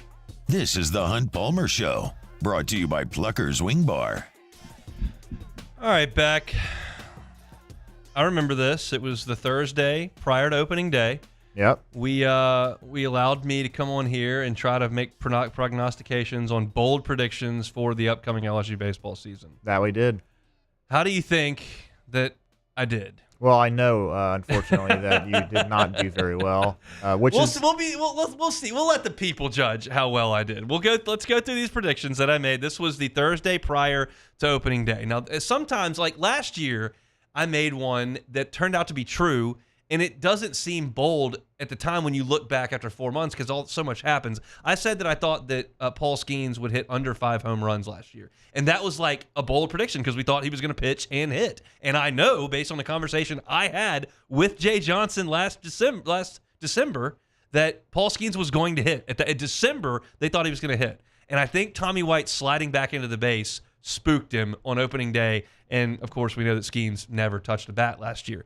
So that sounded really bold at the time because Skeens Jay said he would have hit 20 homers if we let him hit. And it didn't seem like bold. And I think that's where my first one comes in right here because it doesn't seem bold now, but I think it did at the time because if you'll remember, Josh Pearson was the opening day starter at second base. He practiced a ton in the preseason at second base. And I said I thought Pearson would start more in the outfield than he did at second base. Well, it turns out Josh Pearson started 46 games in the outfield and 6 at second base. So my reasoning behind that thought was I said, look, either Pearson's going to prove he can't do it and they have to send him back to the outfield, or Milam's going to win that job. And Milam ended up winning that job, and so that one was correct. My second bold projection was that Thatcher Hurd and Lou Coleman would both finish in the top 8 in the SEC in strikeouts. Coleman finished second. That's good. I predicted that. That is good. How'd Hurd do? Unfortunately, he did not do. Maybe he's in the top 25 in strikeouts. I would suggest not because he didn't pitch very much. No, but he was really good on Sunday. He was really good Sunday, and I think made himself some money on Sunday as well. So I went 1 for 2 on that. That's a net negative. Now this one we can chat about. My bold prediction here was that Michael Braswell, who played 2 seasons as a starter at South Carolina, and in 2 seasons as a starter at South Carolina, had 12 total extra base hits. In 2 years. So my bold prediction was in 1 year at LSU, he will double that total of 2 years. He will have 24 extra base hits. Just under.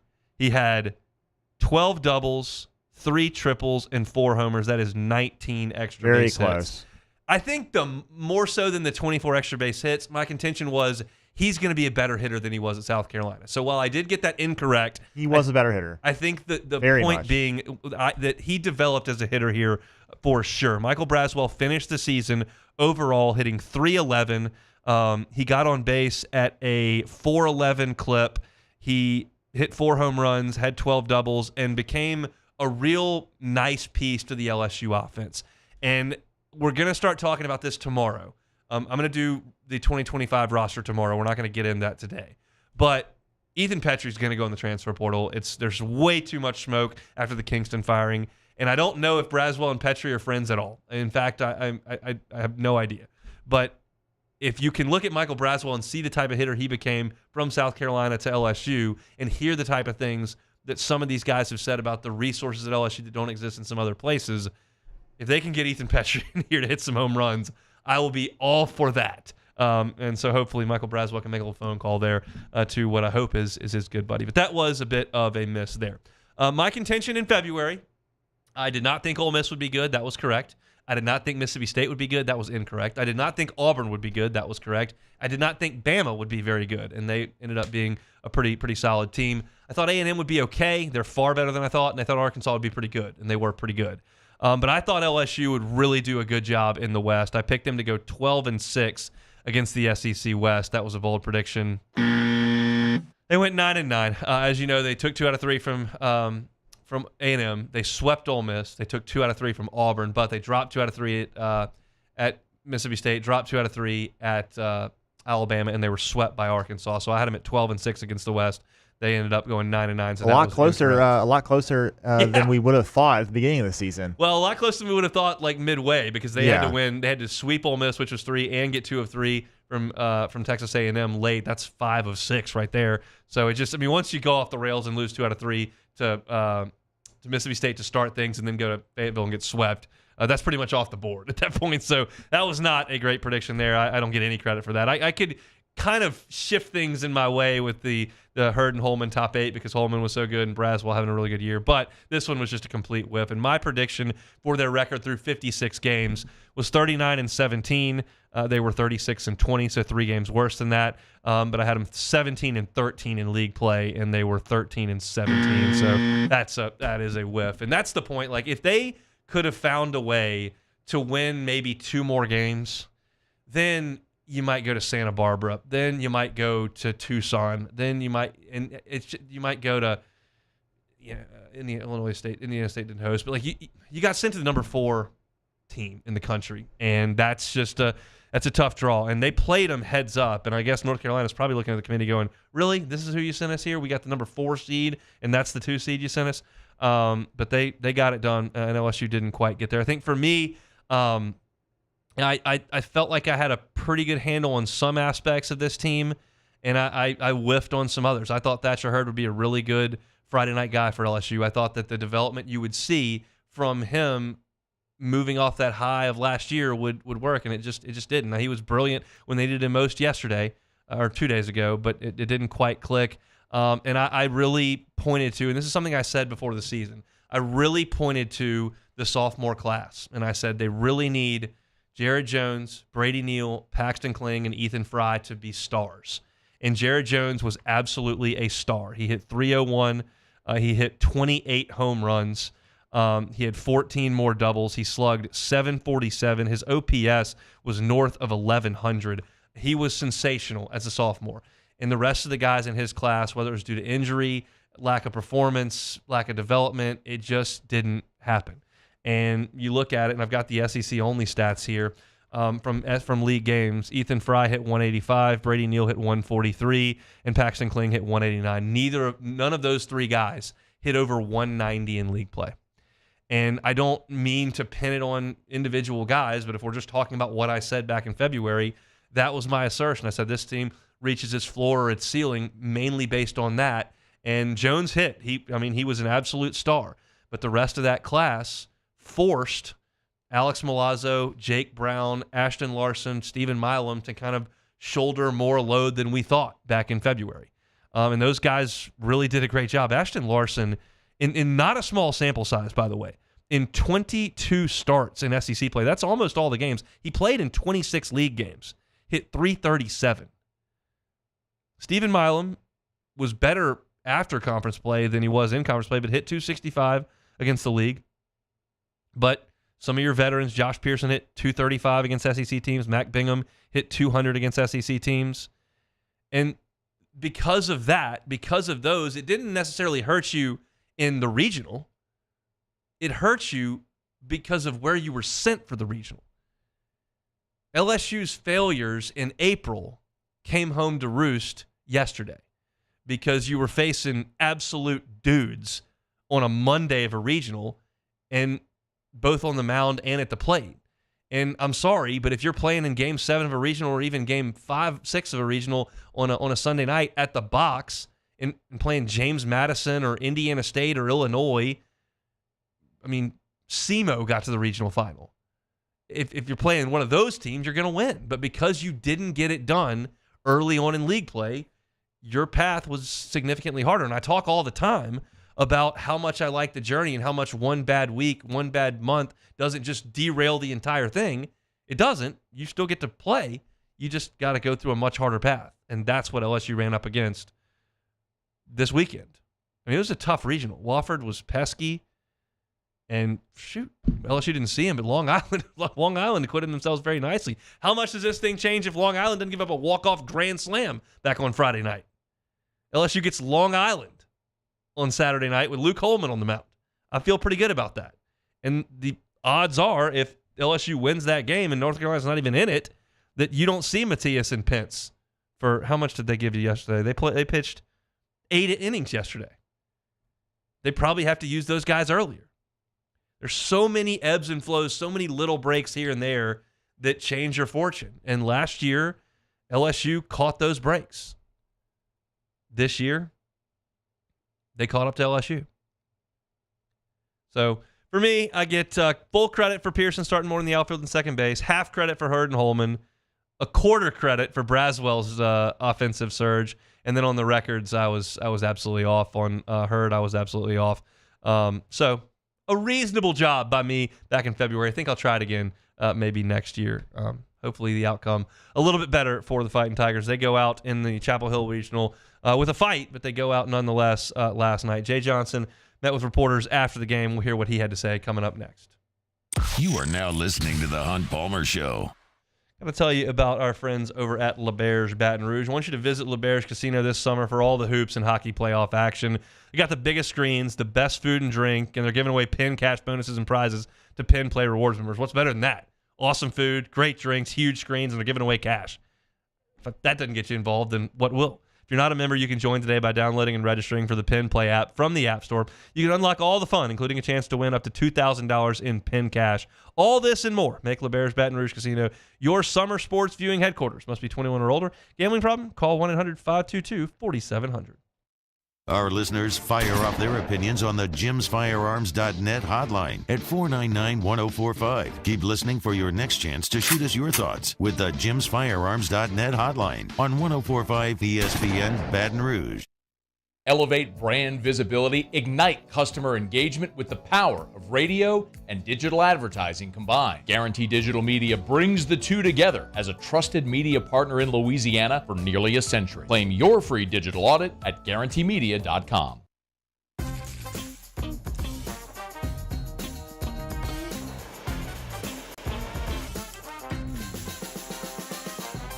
The best kept secret in town is out. Discover Tallulah at the Renaissance Hotel on Bluebonnet. Breck teamed up to reimagine your parks, and you imagined big. With your help, we went to work, creating 12 beautiful community parks across the parish. A family-sized water park, miles and miles of trails, and parks just for your dogs. There are more places to splash, to explore, to run wild, and even soar. You imagined, we delivered. Gold. Breck, your #1 park system in the nation. When it comes to ending cancer, we push forward, always working together for you. That's why our cancer experts at Ochsner have clinically integrated with MD Anderson Cancer Center. This means advanced cancer care, including access to life-saving clinical trials and integrating care to treat the whole you. Introducing Ochsner MD Anderson Cancer Center. Long live you. Electricity is all around us, and our families depend on it. Every day is sparked by the power of a cold drink or a warm meal, a movie night, and a comforting light at the end of a dark hallway. From sunrise to sunset, playtime to bedtime, our team is ready to take care of your electrical needs. Even in the case of an after-hours emergency, the light in your life shines brighter with Mr. Electric. Hey, it's Matt Moscona. For years, you've heard me tell you about Insurance Network of Louisiana, helping you find better coverage for less money. But it's not just for your home and auto. They also offer commercial property. So, retail stores, professional offices like doctors, dentists, attorneys, clothing boutiques. Insurance Network of Louisiana can find you better coverage for less money. They service the entire state of Louisiana, and they're local. So call today at 293-0450 or lainsurance.net. Jerry and Benny Payne began Central Plumbing Company out of their driveway in Tanglewood subdivision. 50 years later and 4 generations down the road, we continue to serve Baton Rouge and the surrounding areas for all of their plumbing needs. Residential, commercial, industrial, or hospitality, Central Plumbing is here 24/7, 365. We want to thank our customers, family, and friends. Moscona inviting you to join us for Tuesday's AFR, powered by Sunshine, your hometown John Deere dealer in Louisiana. We'll recap an LSU North Carolina from the Chapel Hill Regional, and Shay Dixon talks recruiting. 3 to 6, 104.5 ESPN Baton Rouge.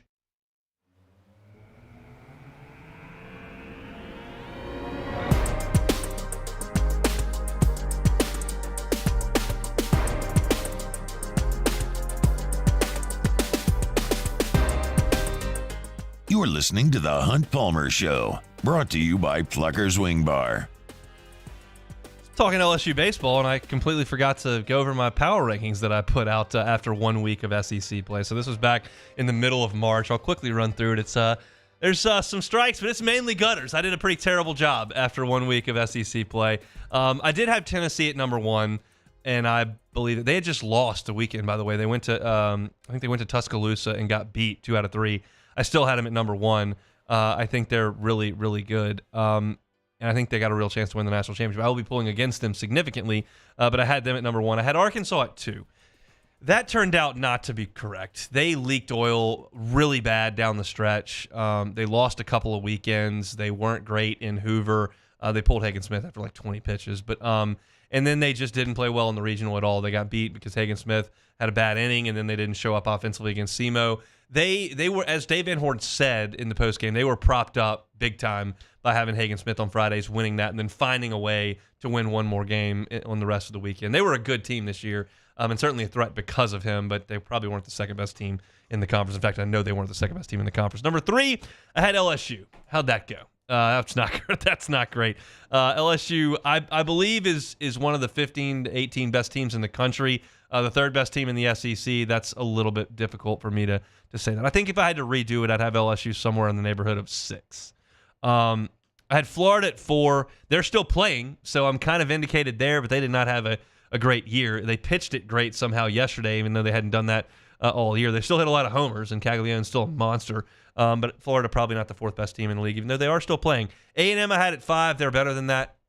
Prager proved me wrong last week. We'll see what he does against Oregon this week, but A&M's a little bit better than that. I had Vandy at 6. They were 2-Q in the NCAA tournament. They were a middle of the pack SEC team. They were pretty good when their pitchers were really good, and really the story of Vanderbilt's season. I had South Carolina at 7. That's fair. I had Bama at 8. That's fair. I had Mississippi State at 9. They are better than that.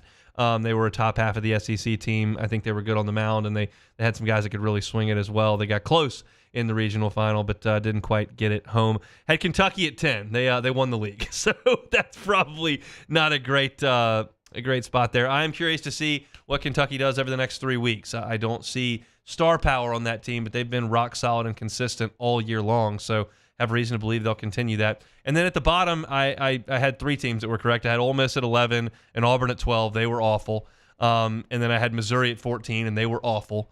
And then I had Georgia down there at 13. Now, Georgia, I just hated their pitching, and their pitching's still not good, to the point where Wes Johnson went and got his ace on 1 day's rest and 81 pitches to close out the regional in a game that he didn't even have to win the regional.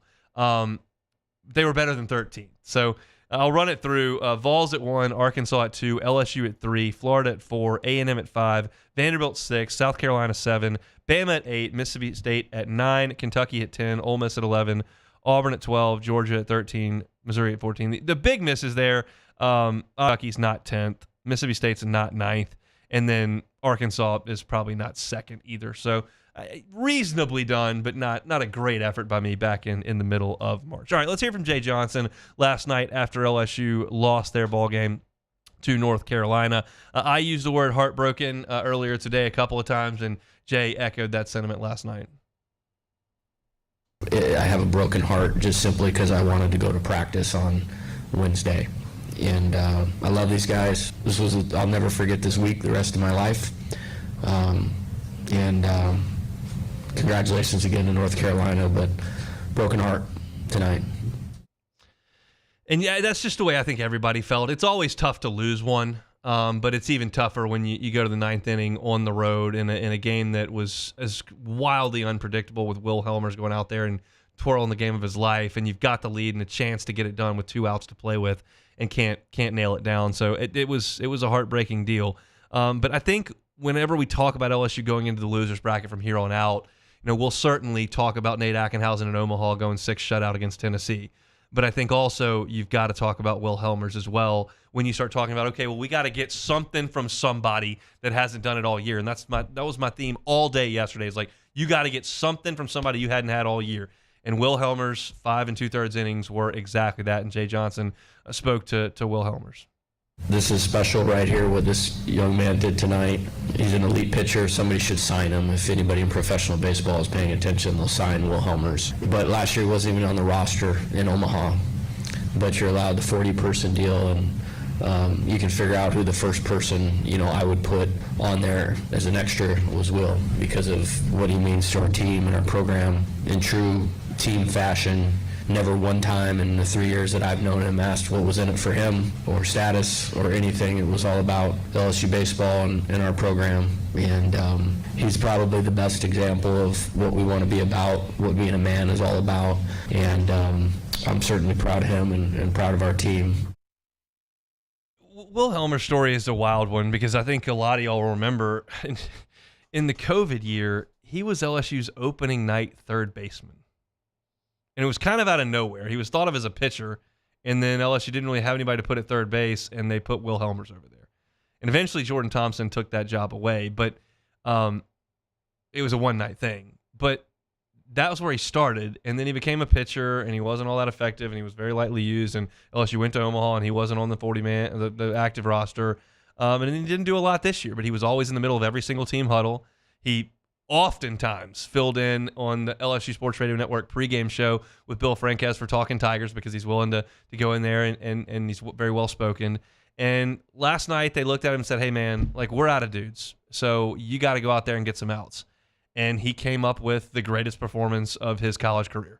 And he was throwing that 3/4 sinker up there. He was throwing the changeup. He was spinning an occasional slider, and they just couldn't deal with it for 5 2/3 innings. He gave LSU every single outs that he had, and it was sensational to watch. And so, I again, whenever we talk about LSU in the losers bracket moving forward, you got to get something like the Helmers game. Like you got to have somebody you got to do something like Ackenhausen did. Javen Coleman did the same thing a couple of years ago up in Eugene, and you can just add this to the list. You're never going to hear me say ever again that an LSU team cannot find a way through the losers bracket, because now we have the blueprint. You just have to ask guys to do things they haven't done all year. And your likelihood of it working is not super high, but that is the path. And we saw it in Eugene, and we saw it in Omaha, and we saw it from Southern Miss 3 years ago in Jay Johnson's first year, 2 years ago, whatever. And we almost saw it again last night. And Jay Johnson spoke about how he'll remember these 2024 Tigers. My heart's full right now. Like I said, I'm sad. I'm really sad. I'd give anything to practice on Wednesday and get ready for a super regional at home. But it's because of these guys. The resiliency. You coach long enough, you can understand maybe why we were where we were, a little better than the average person. But to come out of it, like, nobody does that. In terms of how I'll remember this, I'm good. I got all the peace in the world right now about what these guys did, and I'm so proud of them. You can critique here or there the moves that Jay Johnson made, and it's fair. I think he managed a pretty damn good regional. I think that he pushed a lot of buttons, and I think he almost got LSU to the finish line. And look, you were dealt a really, really tough blow when Christian Little got hurt in the SEC tournament. And I got crazy faces looking at me and people rolling their eyes at me last weekend on the golf course. I told you I was up for that golf tournament. And I said, I hope they lose on Saturday because there's just no reason to play 9 more innings. And, I was thinking about just overusing arms, but the fact that you lost an arm, one of the guys that you trusted the most down the stretch, is just part of that SEC tournament and why you got to kind of take care of your business and get out of there, in my opinion. But those are the breaks. And he was down a man, and they just about got it to the finish line. And they just ran out of room. And Jay spoke to the small margin of error there is when you're playing a team as good as North Carolina. They have the pieces to win the national title. They're built for the ballpark in Omaha. They do a terrific job coaching, and we're right there. If we get a check swing, strike 3, there's 2 outs right there. We don't get to extra innings. And I don't know if it was or it wasn't, but it's that close. And when you're on the road against a great opponent, it's a small margin for error. There are so many just tiny, tiny measurements in this game. I mean, Harbor just missed a grand slam, and that ball that was bunted just missed third base, and the check swing was that close. And Pearson just missed getting that last one off the wall with Jared Jones.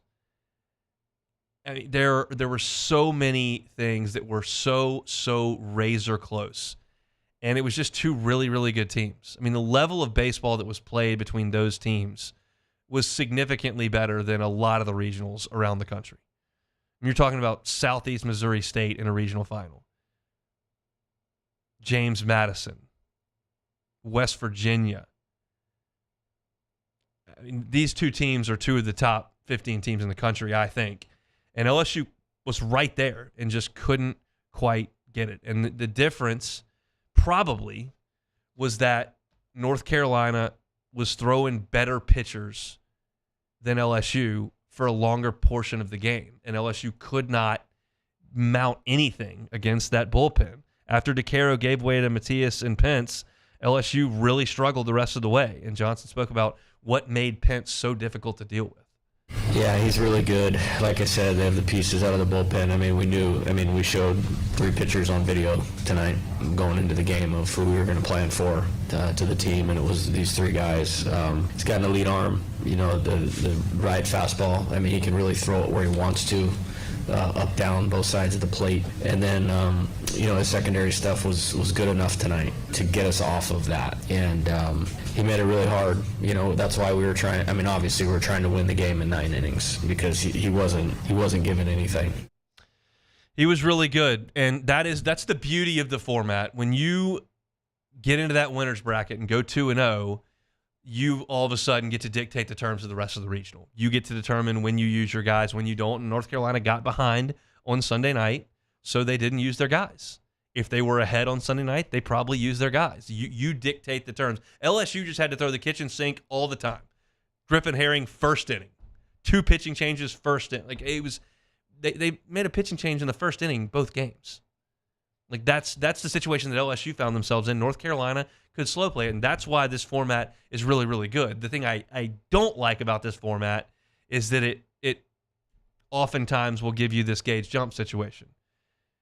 And while I don't necessarily think it's the end of the world when Jared Poche did that, and he was the hero of the regional one of those years when he pitched on Friday and then came back and threw 6 innings on Monday, because Jared Poche was not going to be a major league pitcher.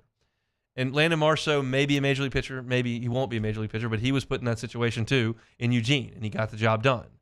And Gage Jump should be a big league pitcher, and I just didn't love him going over 100 pitches on Friday and then coming back for 50-plus on Monday. That puts coaches, players, everybody in a tough spot because you owe it to everybody in the team to try to win the regional and try to win a championship. But at what cost? And that's a tough spot that coaches get put in a lot. And look, it even goes back to the conference tournament. I mean, Wofford had to throw their guys way too much just to get to the NCAA tournament, which is why that's a bad format too. They should just let the conference champions play. If you earn it over the 30 games in your league, you're in. But they want the money grab, they want the streaming television money, and they want to put it together a tournament. So Wofford ends up playing 7 games in 5 days, overusing all their pitchers. And a lot of guys are overused in this regional format. If I was commissioner and czar of college baseball, we would play 3-game series every round. That's the way college baseball teams are designed. But this is the way that makes a lot of money, and they've done it this way for a long time, so they're going to continue to do it. And it was a tough spot to put Gage Jump in. Hopefully he recovers well and gets some rest and is a second-round draft pick and moves on with his professional career and a nice sack of change. But it was LSU trying to go for it in the 9th inning and didn't quite get it home. Our baseball breakdowns all season long brought to you by Plucker's Wing Bar. Tomorrow, I will go through LSU's roster. I'll talk about the departures. I'll talk about some of the arrivals. I'll talk about some issues they have. What do they need on the roster? What they've got to replace. We'll do all of that on tomorrow's show. We got a long way to go in the month of June. The baseball team got us all the way through June last year with a national championship run that went to Game 3. Now we're talking about a whole month to talk about some of this stuff. I can promise you this. I said this in the first hour. Jay Johnson's going to be on the phone a lot over the next 3 weeks, and there are going to be a lot of inbound flights to Baton Rouge, Louisiana for guys that in the transfer portal, because there are some real needs on this roster, and you now have the ability to go fill them. And so I think Jay will do that with quick order. Doesn't have to do game planning, doesn't have to fly up to Omaha and do press conferences and practice and play games. He can just sit there and rebuild the roster for 2025, and guess what? He will do it, and he will do it in a big way. So we'll keep you posted on all of that as we move forward throughout the month of June. Shout out to Pluckers for bringing you our baseball breakdowns. We'll come back, play some Take It or Leave It, and that'll be it for us on the Hunt Palmer Show. You are now listening to the Hunt Palmer Show. In times of need, get a full list of phone numbers, websites, and other important emergency information on the Demco Stormwatch page at 1045ESPN.com. Gulf Coast Bank and Trust is giving our customers the power to bank anywhere, anytime during this challenging event. And we're right there with you. Our mobile banking app is a smart way to manage your money and time. Gulf Coast Bank and Trust, the bank that cares about you. When things heat up, you don't just want a cold one. You want the coldest one. The cold lagered, cold filtered, cold packaged one. Mountain Cold Refreshment. Coors Light. Choose chill.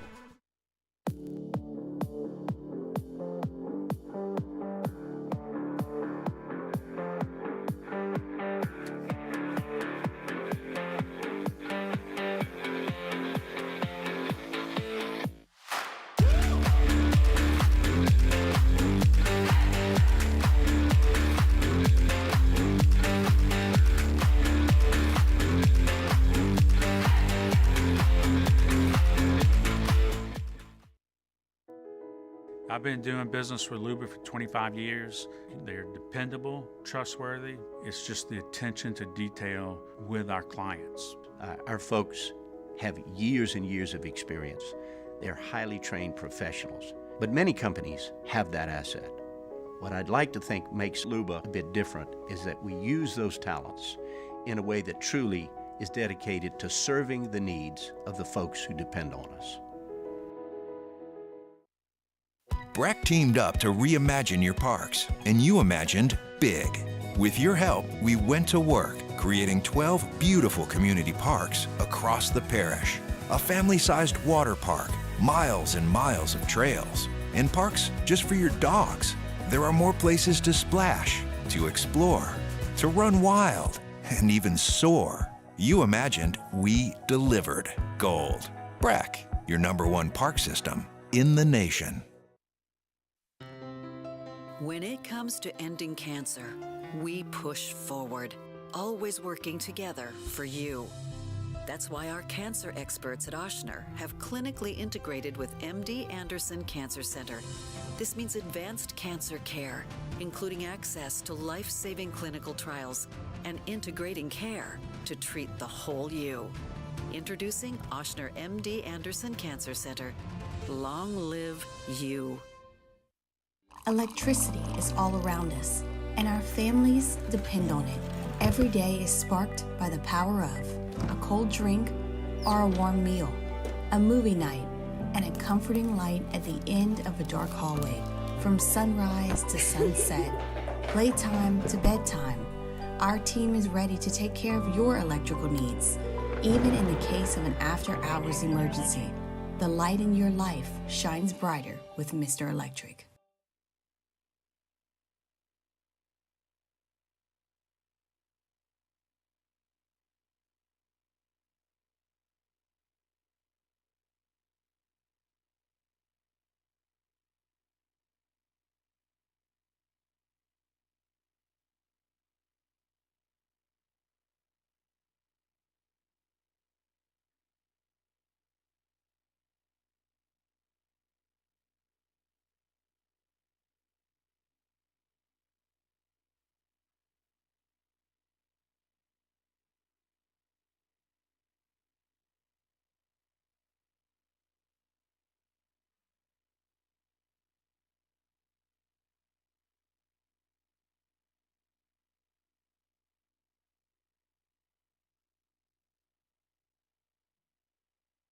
Charles Hanniger join us for the Wednesday edition of Live at Lunch from Modesto, Nicholson at Burbank. Scott Rabelais joins us along with Russ Reynolds from Beeson and professional sports handicapper Randy McKay. Live at Lunch, 11 a.m. Wednesday from Modesto on 104.5 ESPN Baton Rouge.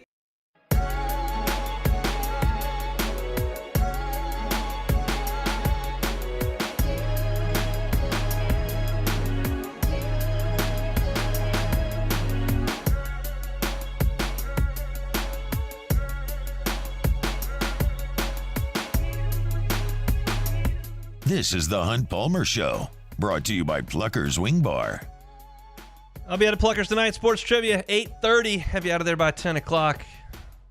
Always a good time. You can bring a team, bring yourself, win some gift cards, drink some cold beers, eat some awesome wings. Always an enjoyable time at Pluckers. They bring you our Tuesday shows each and every week. This is my least favorite day of the year, my least favorite show of the year. Just a sad, sad guy the day after baseball season ends. But we've talked a ton about it over the last 2 hours, and we'll continue to talk more about it over the next couple of days, well, as LSU looks to kind of retool the roster. Already a couple names in the transfer portal. Micah Bucknam is in the transfer portal. Zeb Ruddle is in the transfer portal. So there's going to be some shakeup on that roster, and we'll certainly cover it every step of the way. All right, let's play some Take It or Leave It back. Oops. All right. First one here. San Diego Padres infielder Tucupita Marcano has been banned from baseball for life for betting on games. According to records, Marcano won 4.3% of his baseball-related bets. More time in the batting cage, less time on the apps for Tucupita. Take it or leave it. I mean, I got to leave it. He doesn't need to get in the cage now. No. He's banned for life. Back to the apps. You got to have an income stream. 4.3%. Now, somebody put out a stat. I can't verify any of this stuff, but apparently he bet when he was on the DL, he bet the Pirates 20 different times and lost all 20 bets. How is that even possible? How could you lose 20 straight bets ever? That's like winning 20 straight bets. That's impossible. That's startling ineptitude by Tucupita Marcano on the apps. Very poor effort.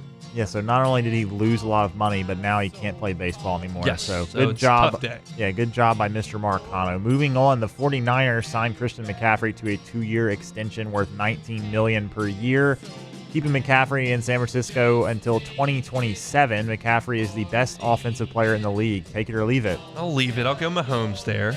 Well, okay, I meant like non-quarterback. Player, They got some pretty good receivers out there, but McCaffrey receives it and runs with it. So yeah, I would say that's fair. It's completely counterintuitive to offer a running back that much money in a salary cap sport, but when he's that good and he's that much of your offense, I think it makes some sense. They make some good decisions over to San Francisco. They usually do. More often than not. So I'll go ahead and side with John Lynch and company on that one. I'll go ahead and take it. All right, an SEC team will win the national title in baseball. Take it or leave it. I'll take it. I mean, it happens way more than it doesn't, and there's still 5 of them left. I don't know if I love Florida's chances to win the national championship. They're not complete enough in my estimation, but I think that Tennessee is probably the favorite. I think that A&M is really, really good. Kentucky just seems to win a lot of games, so more power to them. Georgia, they don't have the pitching to do it. They would need... I can't decide if they would rather the win just howl out at Charles Schwab if they got there or howl in. Like, which would they prefer there, being just a completely offensive team that can't pitch at all? I guess, whatever, they'll just do whatever the wind dictates if they get up there. But I think that those 3 at the top are the most likely, obviously, because they've been more complete all year. I don't trust Kentucky to win the national championship, but Tennessee and Tennessee and A&M very much have a chance, and I just want anyone but them to win it. I'm not in love with North Carolina after watching them for a weekend, but still rather than win. I think. I think that time will heal that wound in 2 weeks, and I'll be able to pull for them if the time comes. Yeah, and it also makes you feel better when you lose to the eventual national champion. It does not make me feel better. I did not feel any better losing to Coastal Carolina because they went and won the national championship. I felt worse losing to Coastal Carolina because I felt like we could win the whole thing because Coastal did it. So, yeah, I think that there's a real chance that happens, and I'll be sad if that happens too. All right, last one here. The Astros announced starter Jose Urquidy will have Tommy John. His season is over. Astros are currently 7 games back of the Mariners. They're still at least 2 or 3 games back of the wild card as well. The season for the Astros is over. Take it or leave it. I will leave it. They've just got that pedigree. You can't count them out. They play in the ALCS every freaking year. I don't love their team this year. They're certainly not playing great this year, and the injuries don't help anything, but they just tend to get it done, and I don't know that I trust Seattle to just turn on the afterburners and leave them in the dust.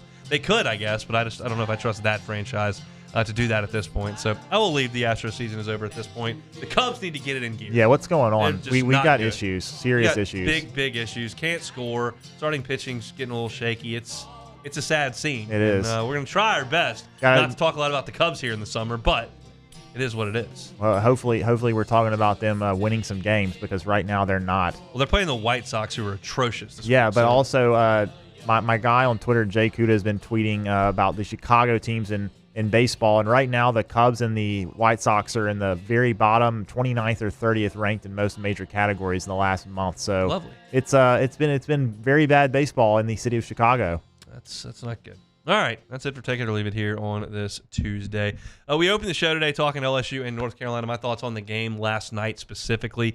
Sharif Ishak was with us in hour number 1 talking about the Saints. We talked about Cam Jordan and Demario Davis and how long you can realistically expect them to play at a high level, Davis specifically there. And then his thoughts as OTAs crank back up tomorrow, and they'll be out there watching. You can get that on YouTube at Hunt on Saints. Always appreciate subscriptions to that channel. Glenn West at 1:30 putting a bow on LSU's 2024 baseball season. He's always with us on Tuesdays. Survey showed 50% of the top recruits in 2025 taking less NIL dollars than the top offer. We went deeper into that thanks to the folks over at On3 for that survey of some of the top players in the country. LSU's getting hot on the defensive line recruiting trail. I opened hour number 2 with that. You can also find that on YouTube at Hunt on LSU. Bo Davis seems to be making some inroads with some really talented prospects there, as we expected. Went back and looked at my predictions for the year back from February. Not great, not terrible, but not great. And also my SEC power rankings from the middle of March. Those were a little off as well, but you can go back and check that out. And then some sound from Jay Johnson, who was heartbroken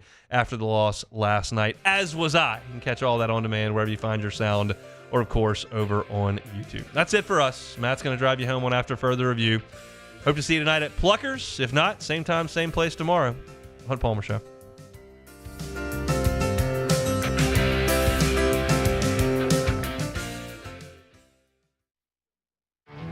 There it is, the extra mile. On the border of expected and extraordinary for those willing to go further. Like vans customized for work or play. With safety and tech to keep you connected. Supported by a 5-star sales, service, and finance team. And backed by the 1-star you know. So go the extra mile. It's never crowded because so few have what it takes to go there.